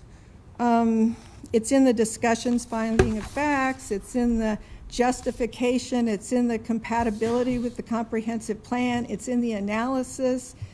And, but it's not in the conditions of approval or the resolution that you would be signing. So I think it's important that this existing CUP was created not to reduce setbacks or get zoning waivers. It was created for another reason. And in this case, it was affordable housing and compatible with the surrounding area and the community gardens. So I really think that, and 2 affordable units were demolished and probably should be replaced. So let me go to the facade. I'd be more in favor of this if it does look bad. I mean, I drove by a development that I think is Aaron Bird's at 2734 Star. Looks a lot better than what we were shown at the Zoom meeting. That right away, I think, should be in the resolution. 5 minutes. Am Reach I 5 done? minutes. Just please wind it up. I'll be please. fast. Okay, so he's proposed separate platting, and I think that should get done so that we could have home ownership there. Shielded lighting instead of a big light on the top of a building. That would be helpful to the neighborhood so it's not shining and trespassing other properties. Avoiding some way to avoid congestion in that 26th Street dead end. Yeah. We need that. And I don't think any of these conditions are cost prohibitive. I don't think they're heavy-handed or onerous or anything. So I just think that they should be in the legal documents that if there's an extension of the cup. And right now, I don't see any of that there. So thank you for listening. All right. Thank you, Ms. Myers. All right. Good afternoon, actually almost late afternoon, council people, okay? I wrote my words here. I was going to take all 5 of my minutes and so forth. I'm going to abbreviate that. I'm nervous about this mostly because, but by the way, Tim Renna, 605 North 26th Street, Holly Hamlet, all right? I don't know where this is going to go. I don't want to throw any rocks. This community needs to start pulling together, not polarizing more, okay? So we need to try and find common ground. And one of the ways we do that is we sit down and we talk with people. That didn't happen with this project, but it can happen in the future, all right? And part of my concern with this is that, okay, if we waive the requirements for the proposal that's on the table today, but they're not really on board with what we spent 3 years trying to do. Part of the reason that Wayne Mortensen and Tim Renna don't have any hair is that we've been pulling it out over the last 3 years to try and figure out how we're going to be able to do a project like this and set up a new model, okay? Where we don't just cram people into structures like sardines, but then they have to drive off somewhere else to get out of their food desert to go find food. We want them to be able to actually grow some food right out their back doors or out their front doors. Maybe that's not going to happen with a project like this, but we've got to start putting that out there as the way that we need to start thinking going down the future. It's not just affordable housing. It's also the capacity to grow some food in your own yards and save $1,000 a summer because you grew some of your own vegetables. So we see this all as a package. I don't know that the next developer that comes along, if they're going to tack on to the Holly Corners CUP, all right, I don't know if they're going to be able to track what we're talking about. I don't know if they even want to do it. They may not want to do it. So then what happens then? What happens to the work that Wayne and NeighborWorks Lincoln and K&I have done over the past 2 to 3 years to pull this together? What happens to it then if it gets hijacked by somebody else? So I'd like to sit down and talk about this. I don't want to throw rocks. I'm not mad at these people. They're doing what they saw as an opportunity, but we didn't do it right this time. We need to bring all of the players to the table and get them to sit down. It's not going to be a love feast. We're not going to say, oh, I'm so glad you're my best friend ever, and so forth. That ain't going to happen. But we need to figure out what the real issues are and how we can compromise, how we can come to a good place that we want to be. I guess when I look at this, I can detail, a list of wrongs that I feel have been committed against K&I and so forth. But you know what? That's not even constructive. Let's talk about how we get to yes. Where do we go from here? And what I would like to ask of you today is to turn down this application. The Planning Commission thought that this did not ultimately make sense. I don't think it makes sense. I hope you don't think it makes sense. But let's turn it down and figure out what's Plan B. Where do we go from here? That's what I want to see happening. This is not my dream project. My wife said she thought it looked like a show barn at the Super Fair at the Lancaster County Fair, and I agree with her, all right?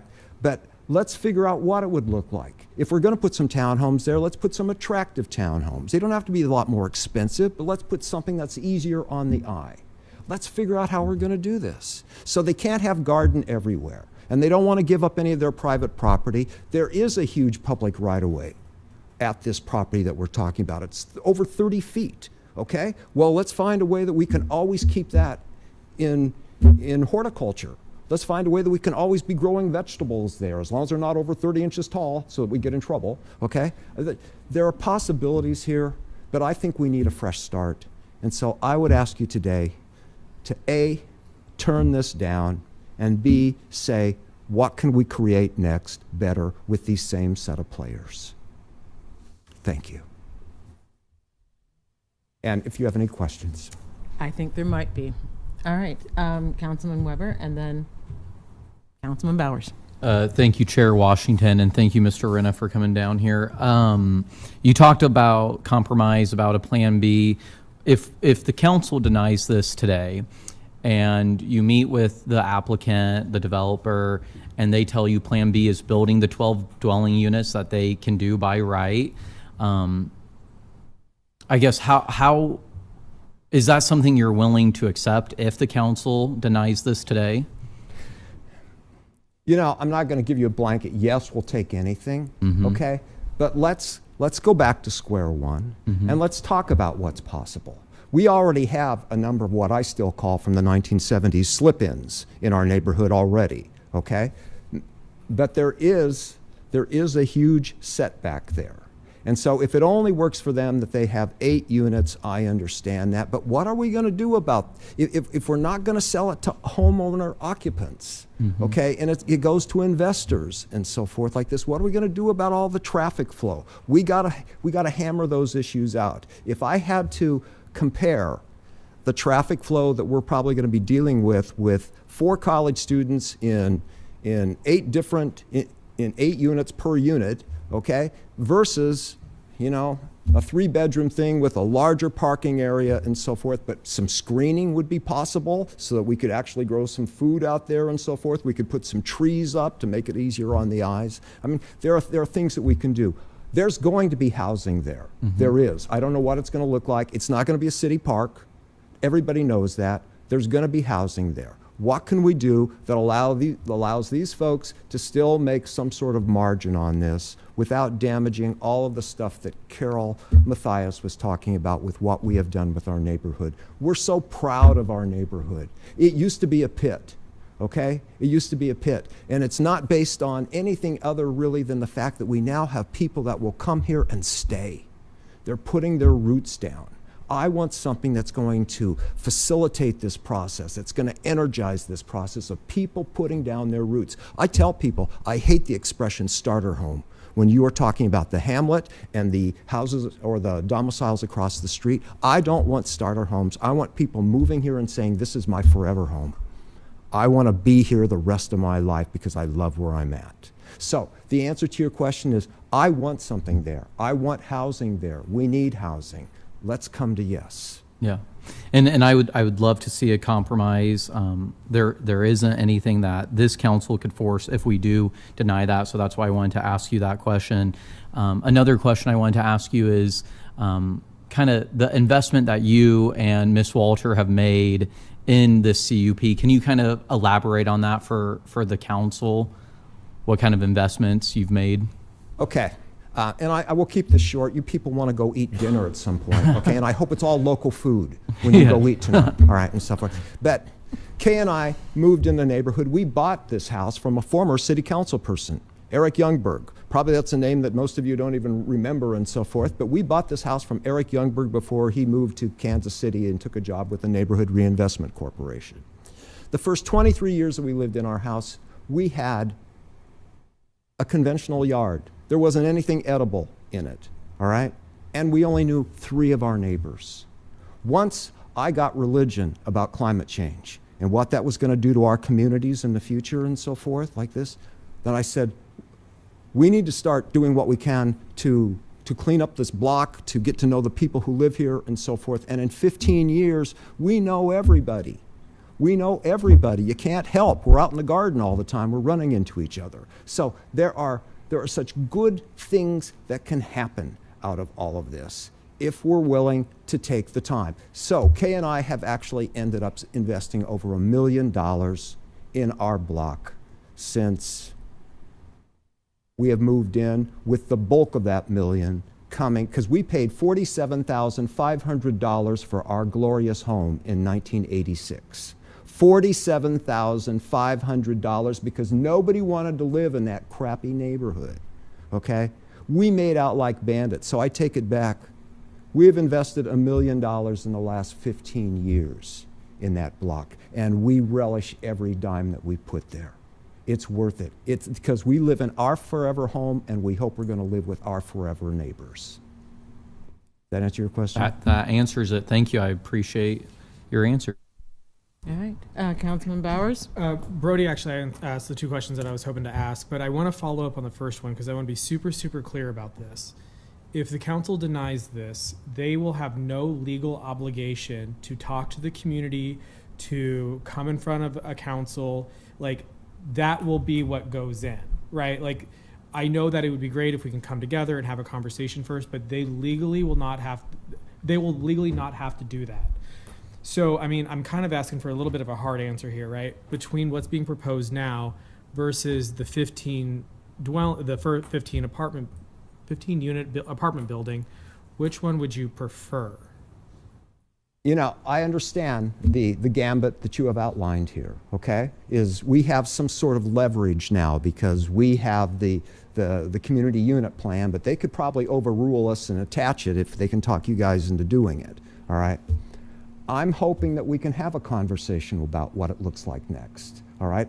They'll have the prerogative, and I hate talking about you in the third person, I apologize, all right? But they will have the prerogative to do whatever they want, and so be it.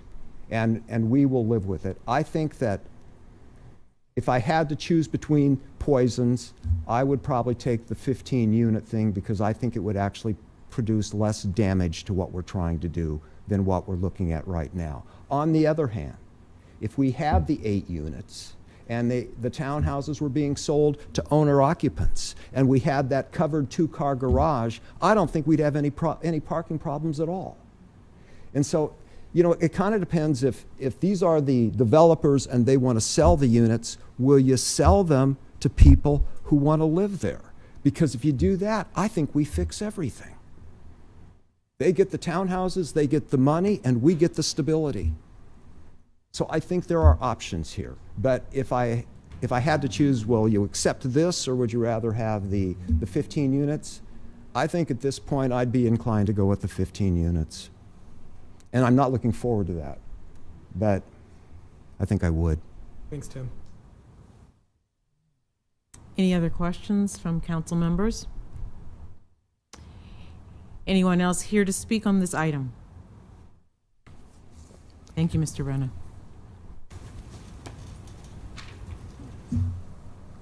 Richard Howison, 6311 Inverness Road, and this personally does not affect me at all. Like in opposition, just due to fairness. Like they point out, it takes resources to build a community unit plan, money and time, effort. And I start thinking of the cuckoo bird. The cuckoo bird does not build a nest. It looks around and sees a promising nest, and just piggybacks out, lays its egg in there, and then the chick kicks the other eggs out. And they're basically piggybacking on the community unit plan that the neighborhood has invested in without putting any of their resources and the other culture of the neighborhood. And the second one is 2-space parking. Well, there's going to be all neighborhood parking. There's no doubt about it.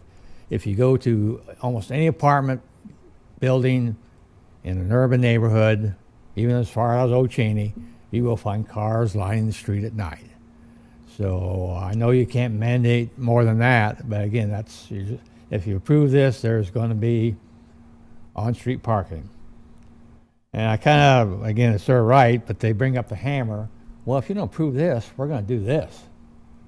We had some apartment buildings out by the Lincoln Electrical Union Hall, back beyond there. Those weren't there years ago, and they came up with a plan, and the neighbors said, "No, we kind of like family houses." And they came back, "Well, actually, we can build a truck stop here if we want to." And I thought, well, go ahead. On North Fork, it's not that easy to get to. Well, and they approved it. Again, I guess they have the right to use that hammer, but it feels wrong. Thank you. Thank you, Mr. Halverson. Anyone else here to speak on this item? All right. Madam Clerk. I'm so sorry. Thank you. I got carried away. Thank you. I'm Please. Ann Post on behalf of the applicant for rebuttal. I think one thing I'd like to clarify is there seems to be this equation that says without a waiver of setbacks, there would be more green space. I think Director Carey touched on this, but I want to explain it again, that parking is allowed in setbacks. In the R6 district, you can put some parking in setbacks. What is unique about this development is that we're able to put the parking underneath the living areas. So we have indoor garages and housing on top of that. Generally, with an apartment building, unless you're going to build underground parking for that apartment building, Your parking is on surface parking lots. So because with this development, we're able to get the parking underneath the dwelling unit to provide those 2 parking stalls per unit and to still be able to get those 8 units. If we move to a apartment building, there is this idea that because we would have increased setbacks, there would be more green space. What we would have is parking lot in those setbacks, not more green space. So more parking, or the waiver of the setbacks does not mean that there would be, or not waiving the setbacks does not equate to more green space.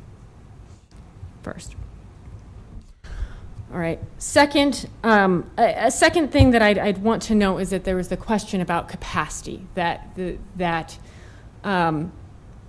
idea that there would be 4 cars per unit for this development.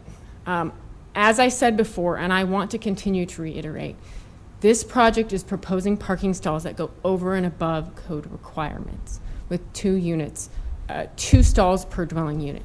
Lincoln Code does not require a different number of parking stalls based on your bedrooms. So the idea that if there's a 3-bedroom apartment, a 3-bedroom apartment unit, that there would be less parking stalls required somehow, that's not a code requirement. I think that is, well, I don't know.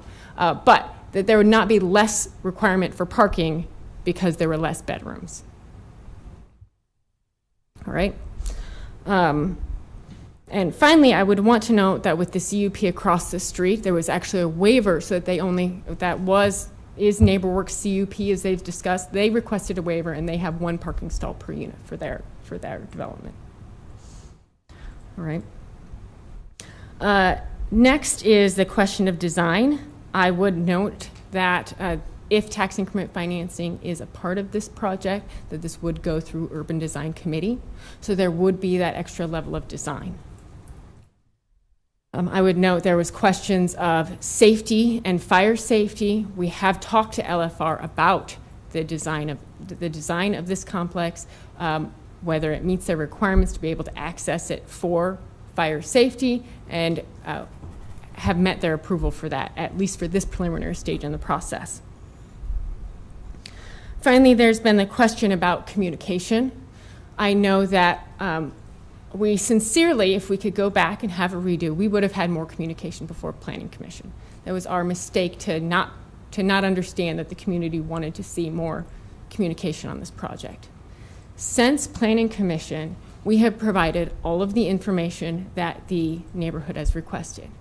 We developed elevations to show the neighborhood that we didn't have before, that have not been a part of this process, that aren't required as a part of this process, to show them the concept of this. We provided building plans. We provided calculations of square footage of each of the units, and we have answered all of their questions. What we had not heard until the testifier before myself was that there was any willingness to have a continued conversation. We had our public meeting, we provided the information, we hadn't heard that there might be more support with continued conversation. We're willing to support a delay for continued conversation on this project, but until that point and until this meeting, we weren't aware of the necessity for that. We knew that there was some pushback on parking. I mean, we're aware of that, obviously, but as far as being able to incorporate other design elements or to be able to have continued conversations, and we thought we could get there with the design, that wasn't the feedback we got after our meeting. So we're willing to delay this. We're willing to delay this for up to 4 weeks to continue to have those conversations. And so with that, that this project brings more housing to Lincoln. I know that there's been some question about 12 units versus 15 units. My math says it's 15 units. We've already had a crash course in lawyer math. I will let the planning department correct me if that's 12 units. But either way, more units than there are today.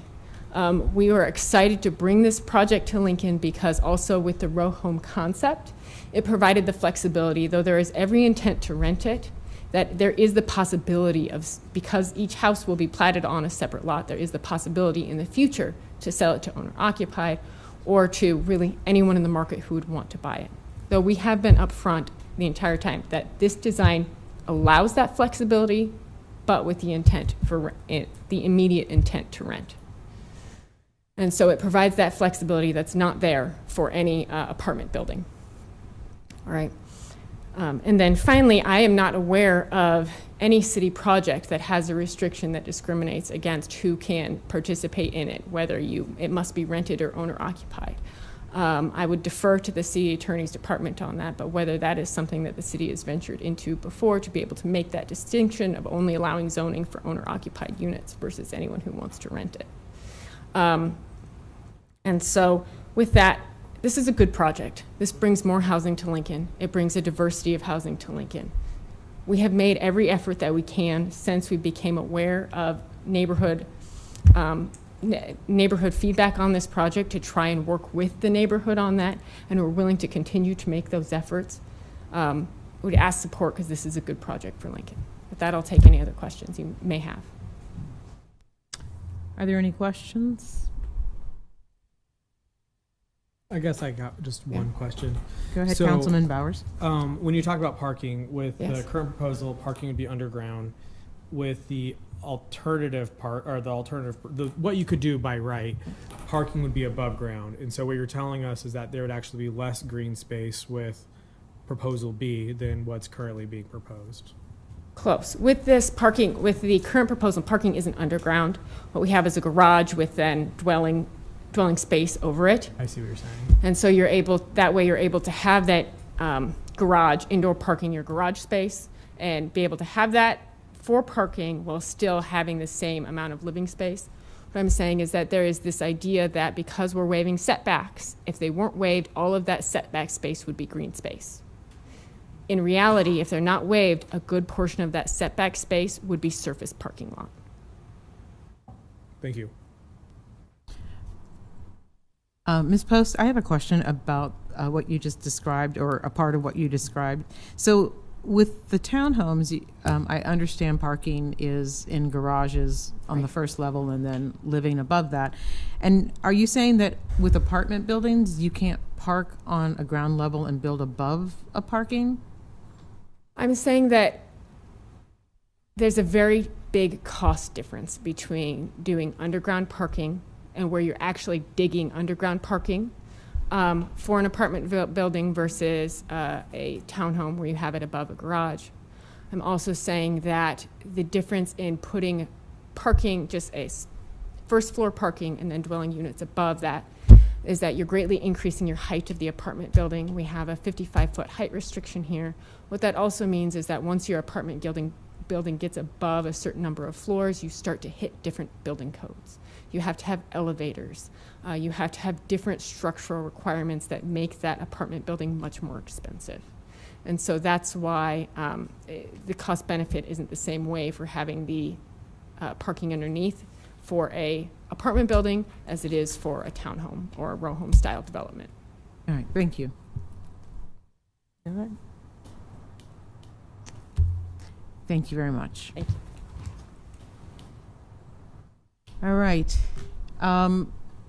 It has been 2 hours. We typically take a break after 2 hours. Let me check the agenda because I don't want to make this evening any longer than it's going to be.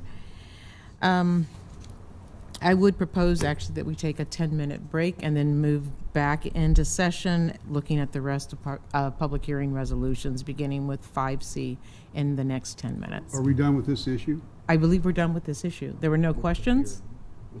We're done with the hearing. Just one moment. I see someone with their arms raised, but I'm going to fly in about an hour and 10 minutes, and I'm 5D, so I've got to leave regardless of if you're going to take a 10-minute break. I've got to leave. okay, just yeah, okay, thank you. Would you like to discuss this matter? Yeah, I want a question with Johans. Then let's have a conversation and let's continue. Mr. Duden and City Attorney Johansi Christie. Yes, Johansi Christie. Johans, we can't dictate who buys what and who moves in and who can rent and who can own. You're saying when we're talking about the discussion about owner occupied and rent. situation for buyers, renters, owners. Right. They can do whatever they want with the property once they own it. Pretty much, within the law. Yes. Yeah. I Do they, mean- oh, Well, I'm going to ask. back up? Thank you. I'll have Ms. Latrell clarify. Okay, thank you. Abby Latrell, City Attorney's Office. I would say that within what you are looking at here now, the CUP, we regulate land use, so setbacks, height, street layout, the physical characteristics of the development. Sometimes we can be flexible with use or restrict certain uses. This is residential use, and the city has not traditionally, and I don't know that the code would allow imposition of some sort of owner-occupied requirement in this process through a CUP. We also have not imposed affordable housing restrictions through the CUP process. That was an error in the staff report. That should not, and it's not a condition in the staff report, it's not a condition of the proposed resolution or what was before the Planning Commission. There are other avenues where we have done that, traditionally through redevelopment agreements. That's not what's before you now. Thank you. So there are some avenues. That's right. Now- Thank you. Another question.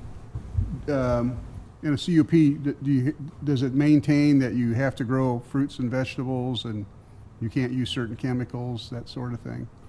I am not intimately familiar with the Hollies, with the initial CUP that this is amending, and whether that talks about gardening. Planning Department could speak to that.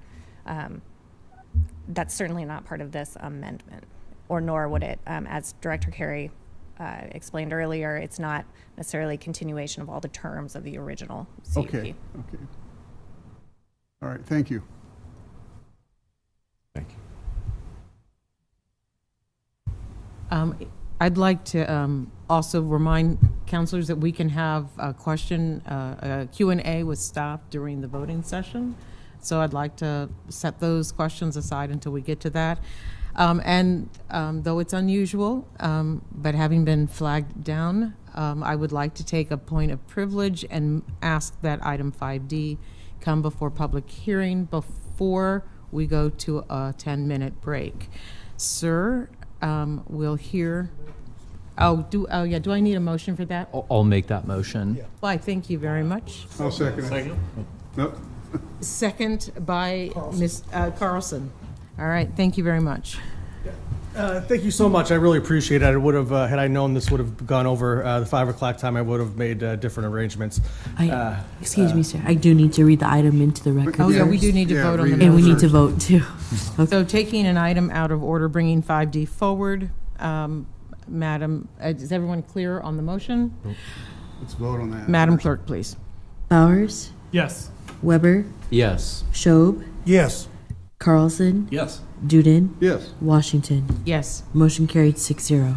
Okay, now, sir, please come before us and give us your name and address. Again, my name is Tom Tomaszewski. I'm sorry, sir. I still need to read the item in. I'm sorry, Chair.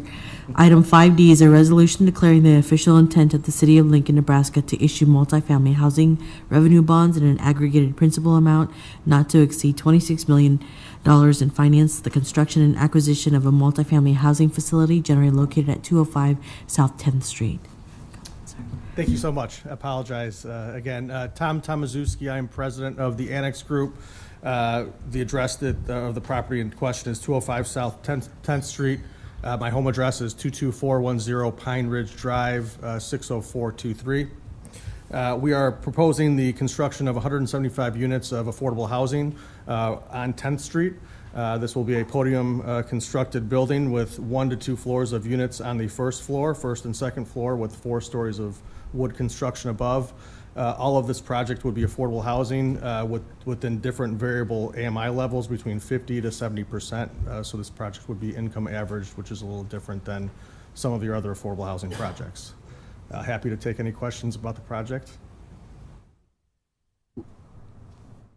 Any questions? Mr. Duden? What'd you say about parking? So currently, we're working on a TIF agreement with a shared agreement with the city-owned garage nearby.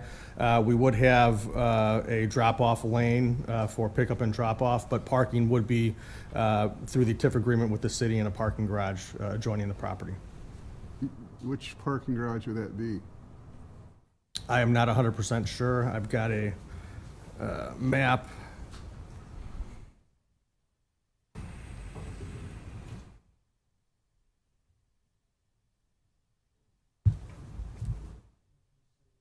Yes. Yeah. Could we- 11th and North. Okay, 11 and North. Would you say, I'm sorry? 11th and North. 11th and N. What? 11th and N. And N, I'm On sorry. N Street and 11th. I apologize, yeah. And there's a staff person who can come up and answer that question more definitively after you're done. What's that? That's what you're asking. Yeah. Bond authority. Yeah, this is just for bond authority, correct. Okay. Thanks, Fred. All right, just the bond authority. Okay.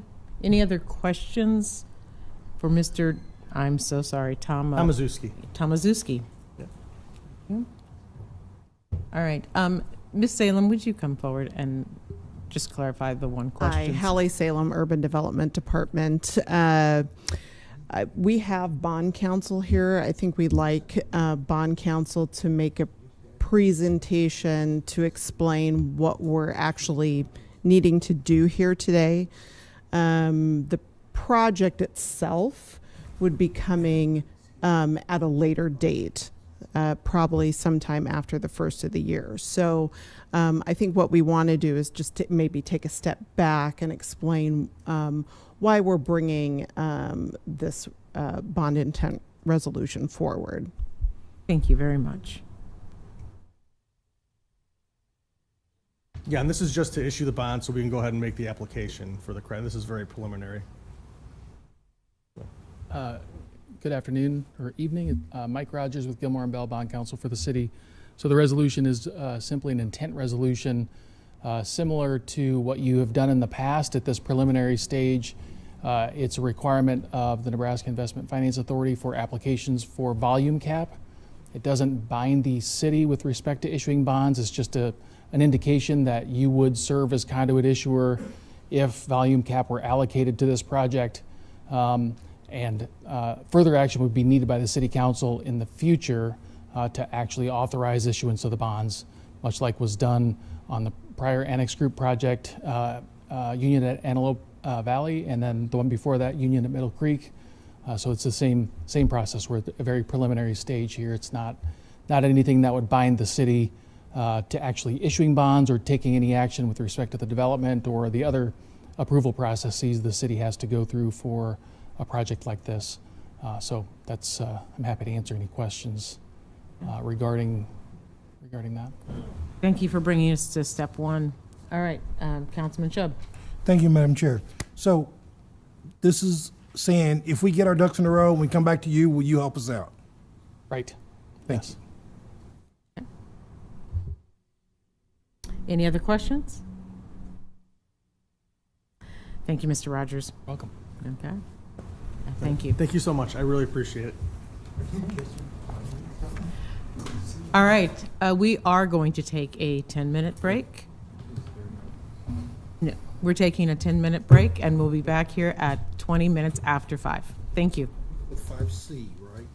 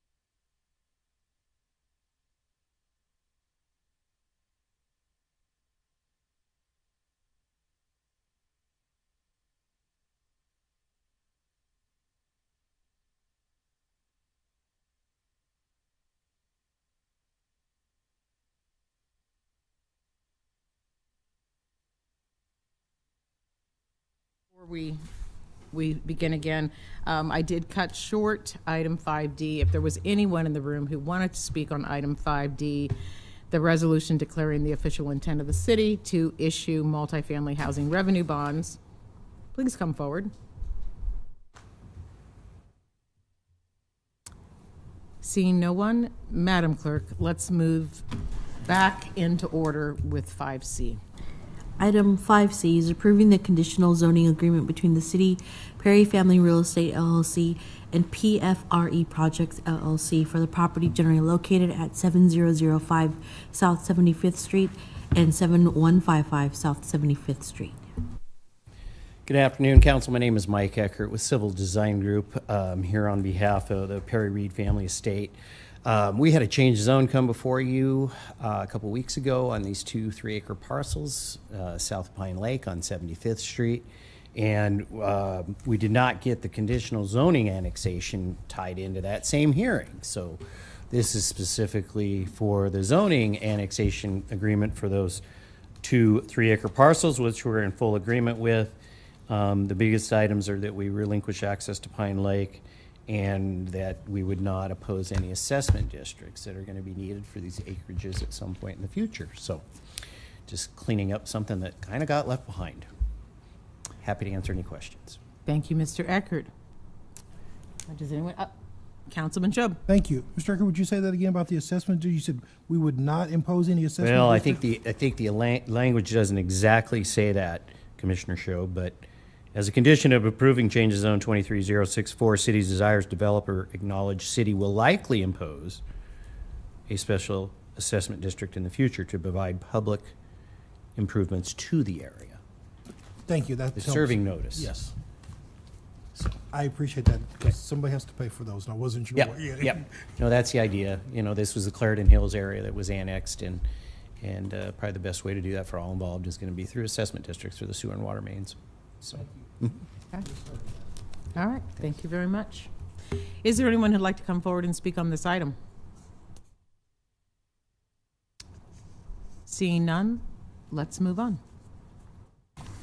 I'll be reading item 5E, a resolution declaring the official intent of the city of Lincoln, Nebraska to issue multifamily housing revenue bonds in an aggregated principal amount not to exceed $22 million to finance the construction and acquisition of a multifamily housing facility generally located at 1000 South 13th Street.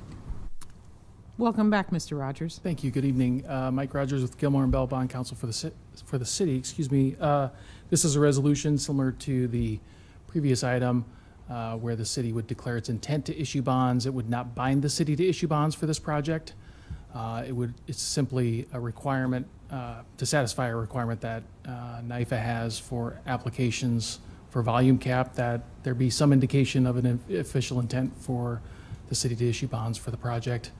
The city would have to take further action in the future to actually authorize a bond issue, as well as authorize all the other requirements that the city has for the development. I know there is a representative from the developer here, Mr. Hoppy, if there are questions about that, and also city staff if there are questions for them. Otherwise, I'm happy to answer any questions you might have. Thank you. Any questions from councilors to Mr. Rogers? All right. I'll just say simply that we need the bond authority to issue the bonds from the city as a part of our application for bond authority from NYFA. So would you mind simply, and so we'd ask you to do that for us. Would you mind telling us your name? My name is Ward F. Hoppy. I live at 1600 Stony Hill Road, Lincoln, Nebraska. Thank you very much, Mr. Hoppy. Any questions? This is for our Center Points project. Okay. Yeah. All right, thank you very much. Anyone else to speak on this item? All right, let's move forward. I'll be calling item 5F and 5G together. Item 5F is adopting Lincoln Electric System rate schedules to become effective January 1st, 2024. And item 5G is adopting Lincoln Electric System annual budget for 2024 to become effective January 1st, 2024. Good evening. I'm Emily Koenig, Vice President of Financial Services and Chief Financial Officer for LES. These two items don't go for vote today. Just as a clarifying note, they get delayed till the 20th. But I was going to give you options. So we sent over a large packet of information. I can either answer questions you might have about that, do a quick few 3 slides to just summarize it, or I can go through my presentation, which might take 10 to 15 minutes. I just want to be respectful of your time. You know what? I think going through your presentation would be fine. Okay, all right. Tonight, and then we can just leave the voting to the next night. Sure, okay, very good. And I think, they've got it queued up. That was perfect. I'll just make sure I know how to use the technology here. So this is just the budget and rates for LES at a quick glance for 2024. So we pulled the budget together in August, and we were at $372 million or so. After that, we worked through efforts to scrub the budget. We cut $11.1 million from the budget, and so we're down to about $361.7 million for the total budget. But that leaves $10.8 million that we have as a deficit that we need to raise rates for. So $10.8 million, that's 3.7% system-wide rate increase that we're seeking. Two of the main factors, while there are a lot of ups and downs within the LES budget, are net power costs, so power cost to get power to the system, net of any wholesale revenues that we receive from the Southwest Power Pool market. That's up $2.3 million. The larger factor impacting our budget is employee costs. So we have an increase of $8.7 million year over year budget to budget and employee cost for recruiting and retention of our staff. And I'm going to go over that in a little bit more detail in a subsequent slide here.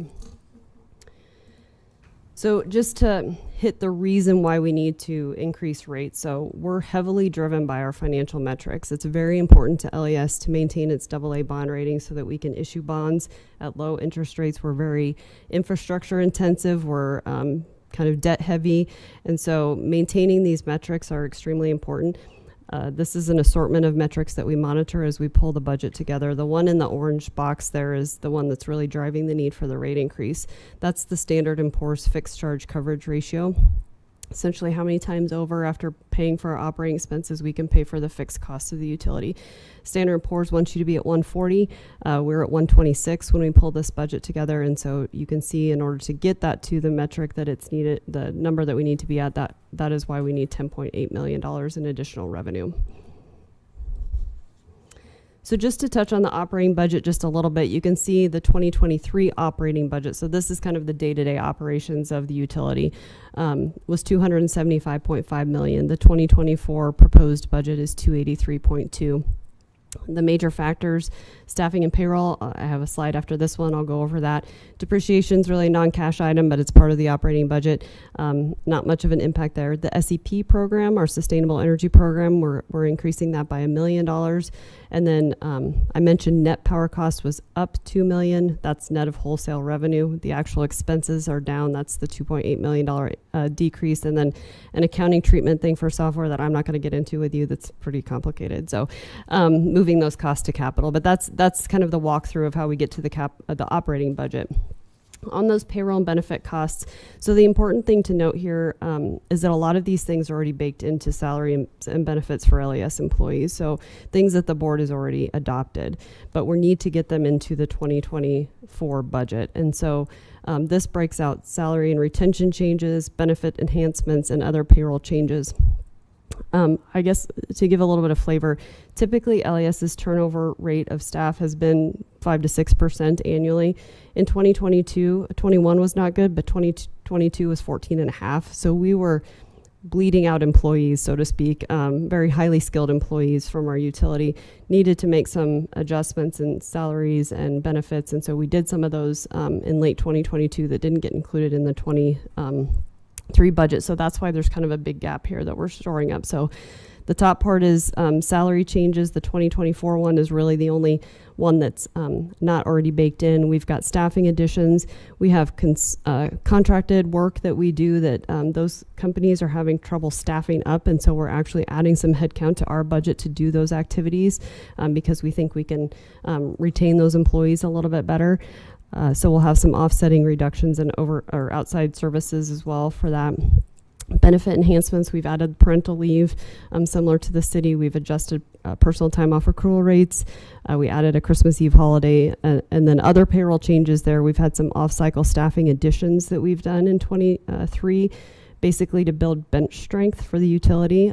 We just can't not operate generating units and not supply power, so we really need to staff up a little bit. So this is unique for us. I've never had to talk about payroll really when we come here because it's kind of been steady state, but this is a very critical issue for LAS over the last year or so.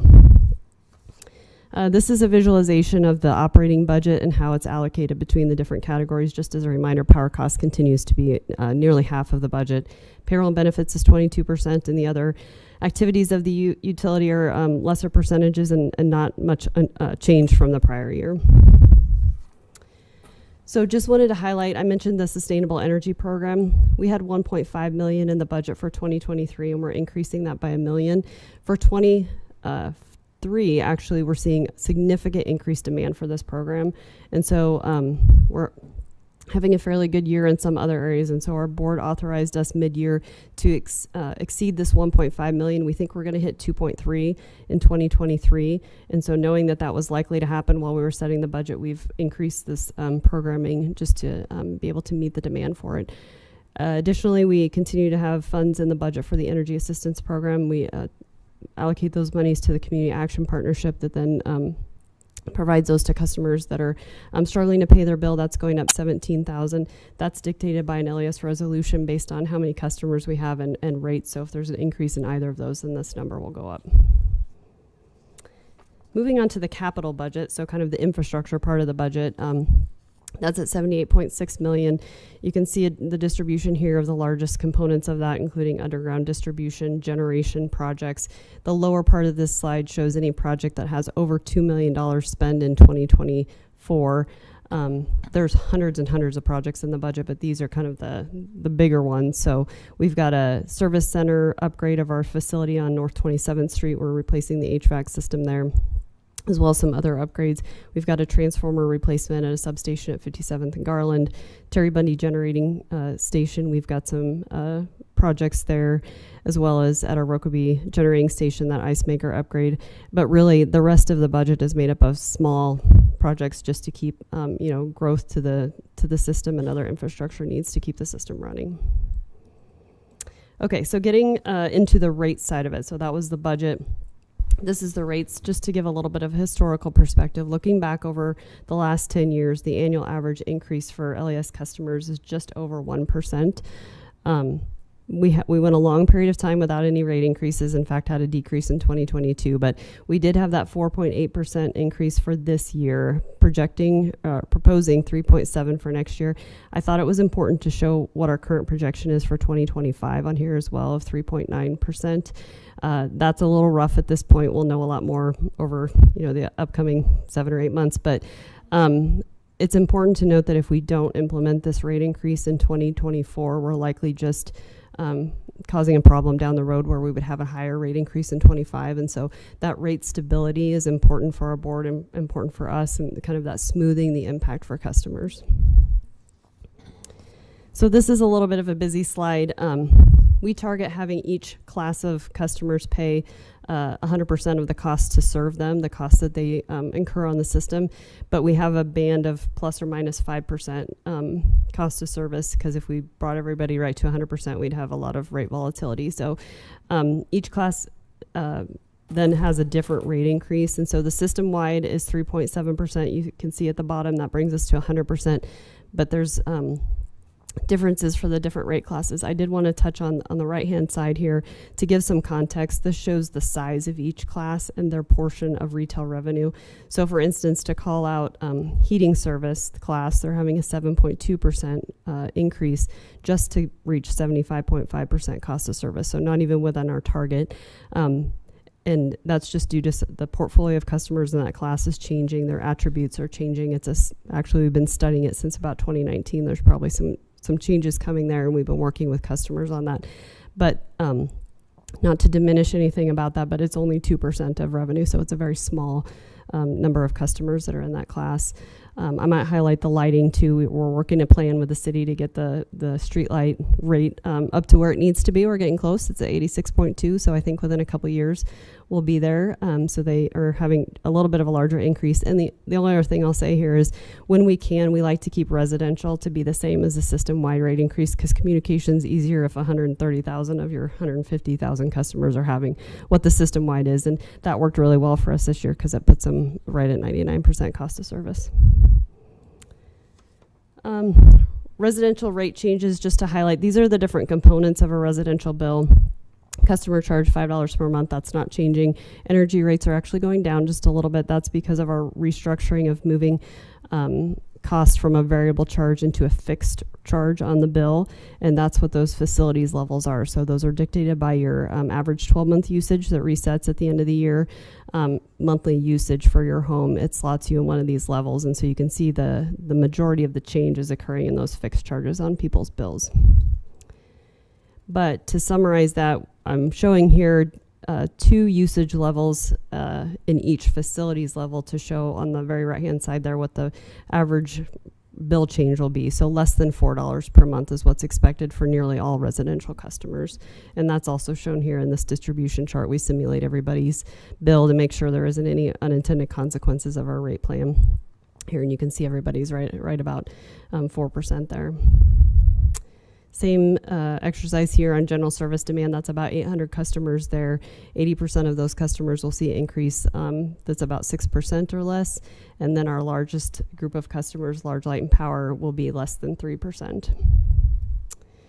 Wanted to highlight too, just a comparative to LES rates to inflation. So when you look back at 1990 and going forward, the dark blue or black shaded area is inflation there. The orange is LES, and so you can see we kind of approached getting close there in the 2008 to 2018 timeframe, but since then we've been lagging that. Essentially what that means is we continue to do more with less. As inflation increases, we haven't increased LES rates or the need for additional funds for the utility. So that just gives a perspective on affordability, I think, for LES customers. As does this chart.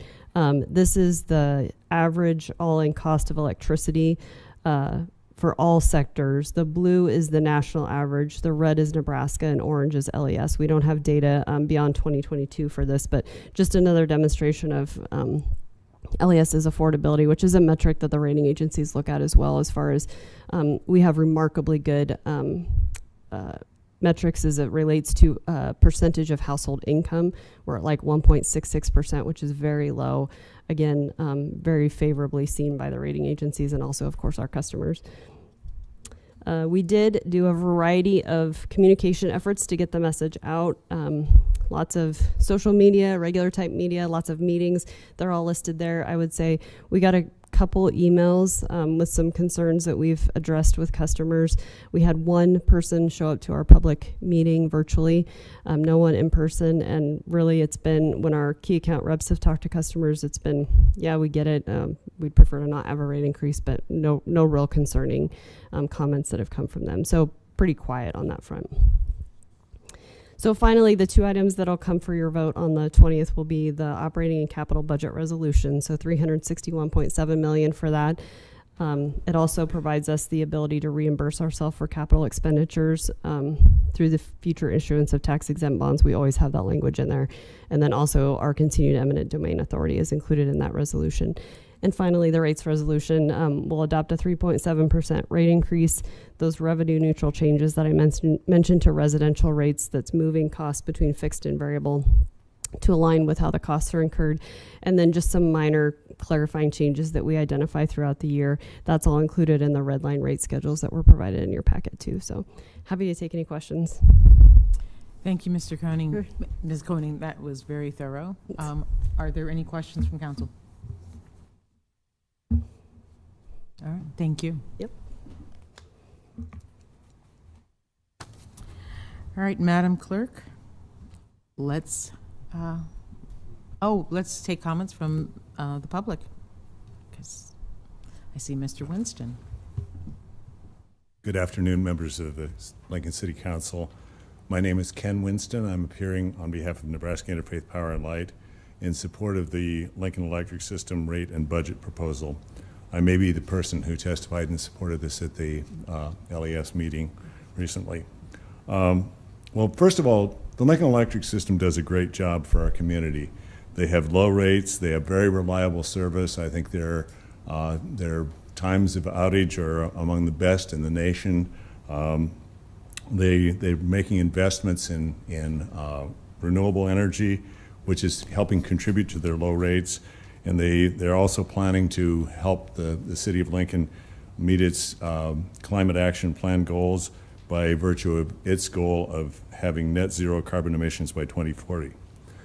So we're always concerned about anything that causes a rate increase because of the potential impacts on low-income customers. So that's always a concern, and we always want to make sure that we're not just saying, oh, go ahead and increase rates, but we understand that there's a necessity for this. And Ms. Koenig gave a great, Koenig? I'm sorry if I mispronounced your name. Ms. Koenig gave an excellent presentation about why that was necessary. We certainly support the idea of making sure that people are paid well, and LES has an excellent rep. Part of the reason the LES does so well is because they have great employees, and so they need to be compensated for the work that they do. And she indicated the increased energy costs, and obviously those need to be addressed. And she also addressed the fact that they continue to have some of the lowest rates in the nation. So with all those factors, we believe that it's appropriate to support the Lincoln Electric System's rate increase proposal. In particular, one of the things that I wanted to talk about was additional funds for the Sustainable Energy Program. The fact that they're asking for another $1 million for the Sustainable Energy Program. The Sustainable Energy Program has provided a number of benefits for the community over the years. I don't recall how many years it's been in place, but it's done a lot of good for the community. For one thing, it's helped businesses by providing funding to help them reduce their energy costs. There are lots of businesses in Lincoln who've made use of the Sustainable Energy Program to do lighting systems and substantially reduce their energy costs, which of course improves their bottom line. And there's lots of homeowners and people and other residents who made use of it also to reduce their energy bills. So this helps, in addition to reducing their energy bills, it also makes their homes more comfortable. I mean, if you can have more insulation, if you can have better, well, they don't pay for heating systems, but better insulation and things like that. Or, well, they do have funding for things like heat pumps and things like that, so which can help you reduce your energy costs. So it can make your home more safer and more comfortable, as well as reducing your energy costs. It also reduces greenhouse gas emissions, which is really important if we're going to meet our greenhouse gas emissions goals. One other thing that the Sustainable Energy Program has done is they provided funding to help low-income people reduce their energy bills.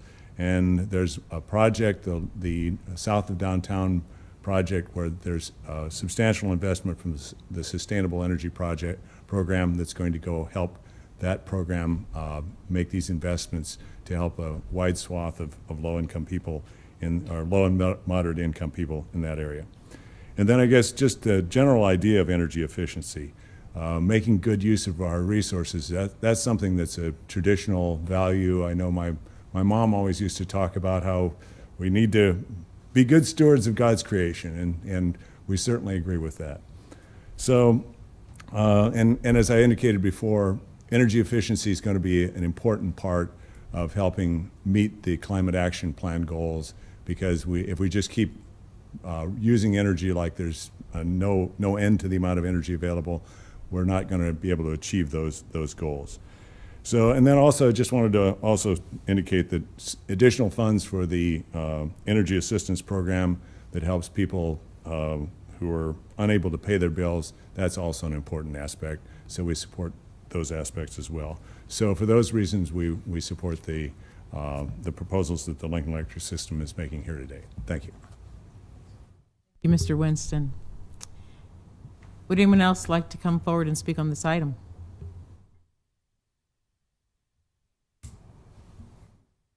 All right, let's move to voting session.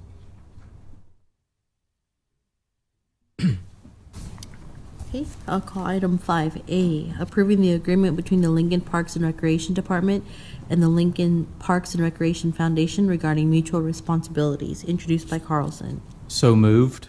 Second. Second, Shob. And the move was from Councilman Weber. Oh, okay. All right. Ask for discussion? Yep. Are there any questions here, discussion among the council? All right. We'll take a vote. Weber, Yes. Bowers, Yes. Schob, Yes. Duden, Yes. Washington. Yes. Motion carried, 5-0. All right. Thank you. We can, all right. Item Thought it really hard. 5B.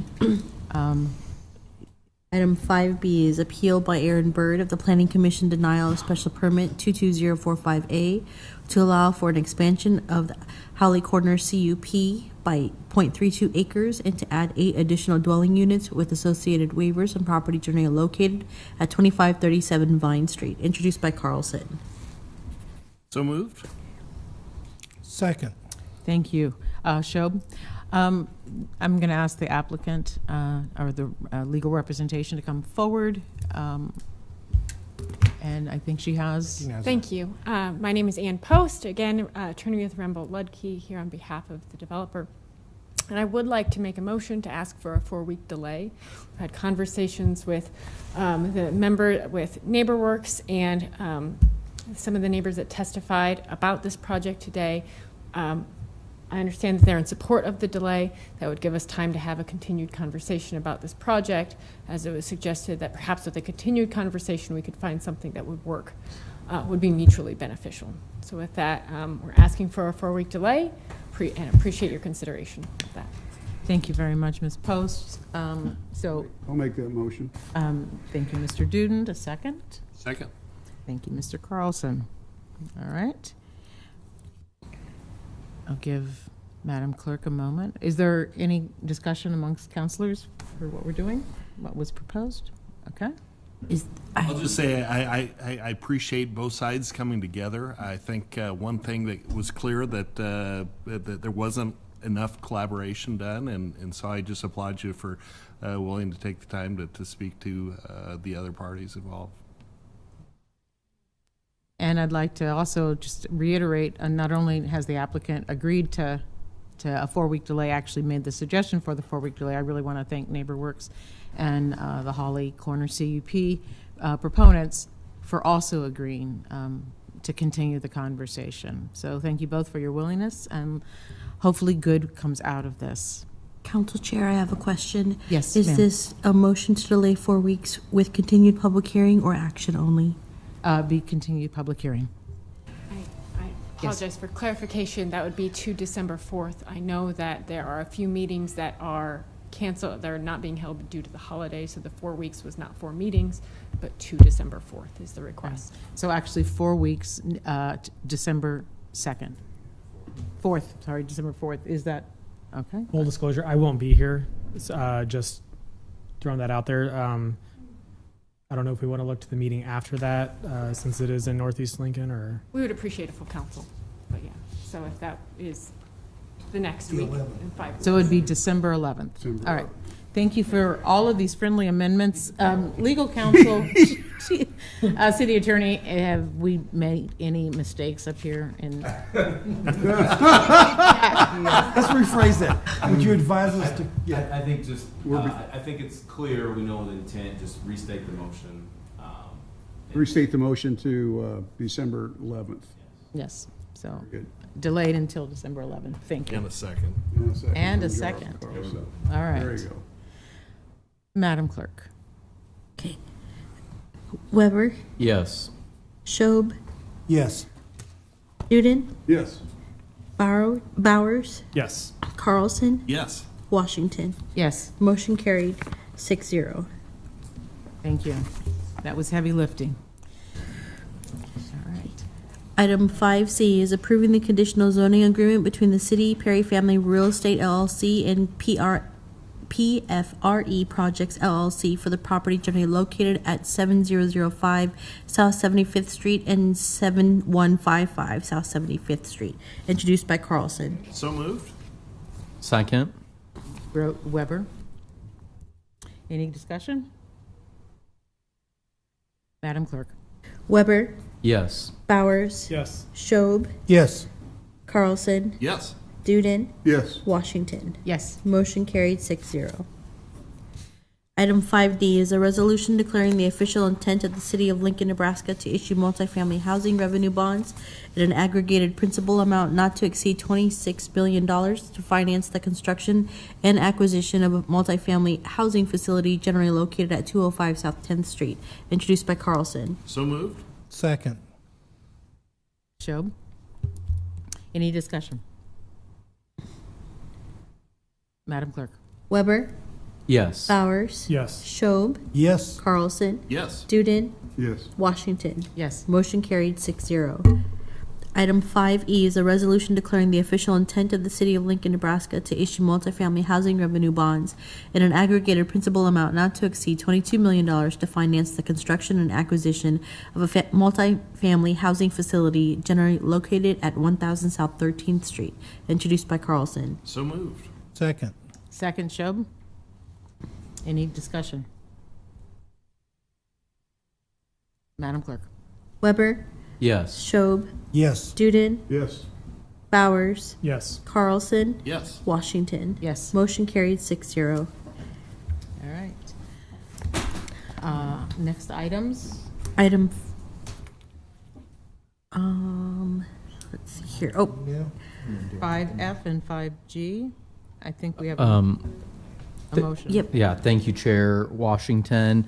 I would like to move to delay the voting session on items 5F and 5G to November 20th. Second. Second, Carlson. Any discussion? Let's take a vote. Weber, Yes. Bowers, Yes. Schob, Yes. Carlson, Yes. Duden, Yes. Washington. Yes. Motion carried 6-0. All right. We can now proceed with public hearing ordinances. Item 6A is change of zone 23066, application of Rezac Pickering Williams LLC to change the zone from AG Agriculture District to AGR Agriculture Residential District on property generally located 1/2 mile south of West Denton Road and along the east side of Southwest 40th Street. Good evening, council members. My name is Mike Eckert with Civil Design Group, here today on behalf of Rezac Pickering Williams LLC, the owners of the Bridges development. This is a change of zone that's before you, and I will put up this exhibit that kind of shows, I think, the best way to emulate, to show what we've got going on. The area in green was the original Bridges development that we did as an AGR community unit plan back in 2007. And we are now in the process of taking the AGR density from the area in blue there and putting it into some areas around this existing development outside of the floodplain and other things. So that community unit plan was unanimously approved by the Planning Commission, and this change of zone for this area in blue is what's before you today. This 160 acres and this 160 acres are two of the very last large parcels in the county that were deemed to be AGR in the old 1977 comprehensive plan. So, but we're doing what the planning department really likes in doing more urban style lots here. And then that leaves this 160 acres will have no housing density left on it until it's urbanized, and then it can be full urban density. So, doing what we want and what works good. Mike Rezac is here. He's been patiently waiting. If you have any riveting questions for him on this project, he'd be happy to answer them, but I appreciate Mike being with us tonight and waiting. So be happy to answer any questions. All right, thank you very much. Councilors, any questions? I actually have a couple of questions. Yes. All right. So in looking at the report, can you tell me a little bit about, will the lots, the being created eventually be on individual wells, or? Yes. Okay. And so, as part of the CUP, and I'll just throw this up for you then. We're underneath, below, out of the floodplain, a large reservoir, and I think that's been the reason that the groundwater propensity is so high in this area. And so, as part of these are the existing lots here, and then these are the new proposed urban style lots here, and a couple larger lots up here. And so, on the original phases, the 70 lots there were individual wells dropped for each residence, and it would be the same case here. City water and sewers not there. We're part of a community sewer system, and so that we will utilize that. We will expand that for this project. And so we're investigating, we have the ability, I think, to do up to 4 units on one well if needed, but the propensity of groundwater is there. The health department reviewed that in the CUP process and agreed that it's there. So that is the plan for potable water. Okay. And you're gonna, will you expand the existing lagoon, or does the existing community lagoon have capacity for these additional? Yeah, so it's a treatment plant actually right here. And so we've been monitoring the flows, and NDEE, what was NDEQ is now NDEE. When we did this for Mike in 2007, they had a gallons per household standard that was pretty excessive, in our opinion, for the new watering fixtures we have in homes. And so we're working with them on that we're not at capacity yet. And so, but the plant was built to be expanded. And then the ponds to the south of it is a polishing pond, because the ammonia levels in the Cardwell branch were so high that we couldn't discharge into there. So we will have to go through the permitting process with NDEE to expand it, and we're confident we can get that done. All right. Thank you very much. You bet. All right. Is anyone here to speak on this item?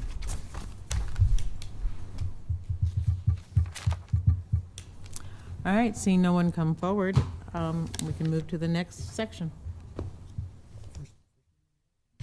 Item 7A is change of zone 23064, application of PFRE Projects LLC to change the zone from AGR Agriculture District to R3 Residential District on the property generally located at 7005 and 7155 South 75th Street. Introduced by Weber. So moved. Second. Second, Duden. Sorry. Should have been before you. No worries. All right. Any discussion? Madam Clerk. Carlson, Yes. Weber, Yes. Schob, Yes. Duden, Yes. Yes. Bowers, Washington. Yes. Motion carried 6-0. Right. Section 8 is resolutions. First readings are items 8A through 8I. Section 9 is items 9A. All right, thank you, Madam Clerk. Before we go to adjournment, I just wanted to remind folks that this weekend we have the Veterans Holiday, and there are a number of events on Saturday. A Veterans Walk of Remembrance from Memorial Stadium to the Memorial Gardens, and a program at the Auld Pavilion, as well as the Veterans Parade on Saturday afternoon. And let's just take a moment and think about everyone who has sacrificed and who has continued to give to keep our country safe. Yes. Oh. Okay. Tonight is a meeting for open public comment. So let us take public comments. Is anyone here to speak? You may have 5 minutes to speak on any item you choose. Is anyone here to speak? All two of you. Seeing you may approach and speak. We will not answer.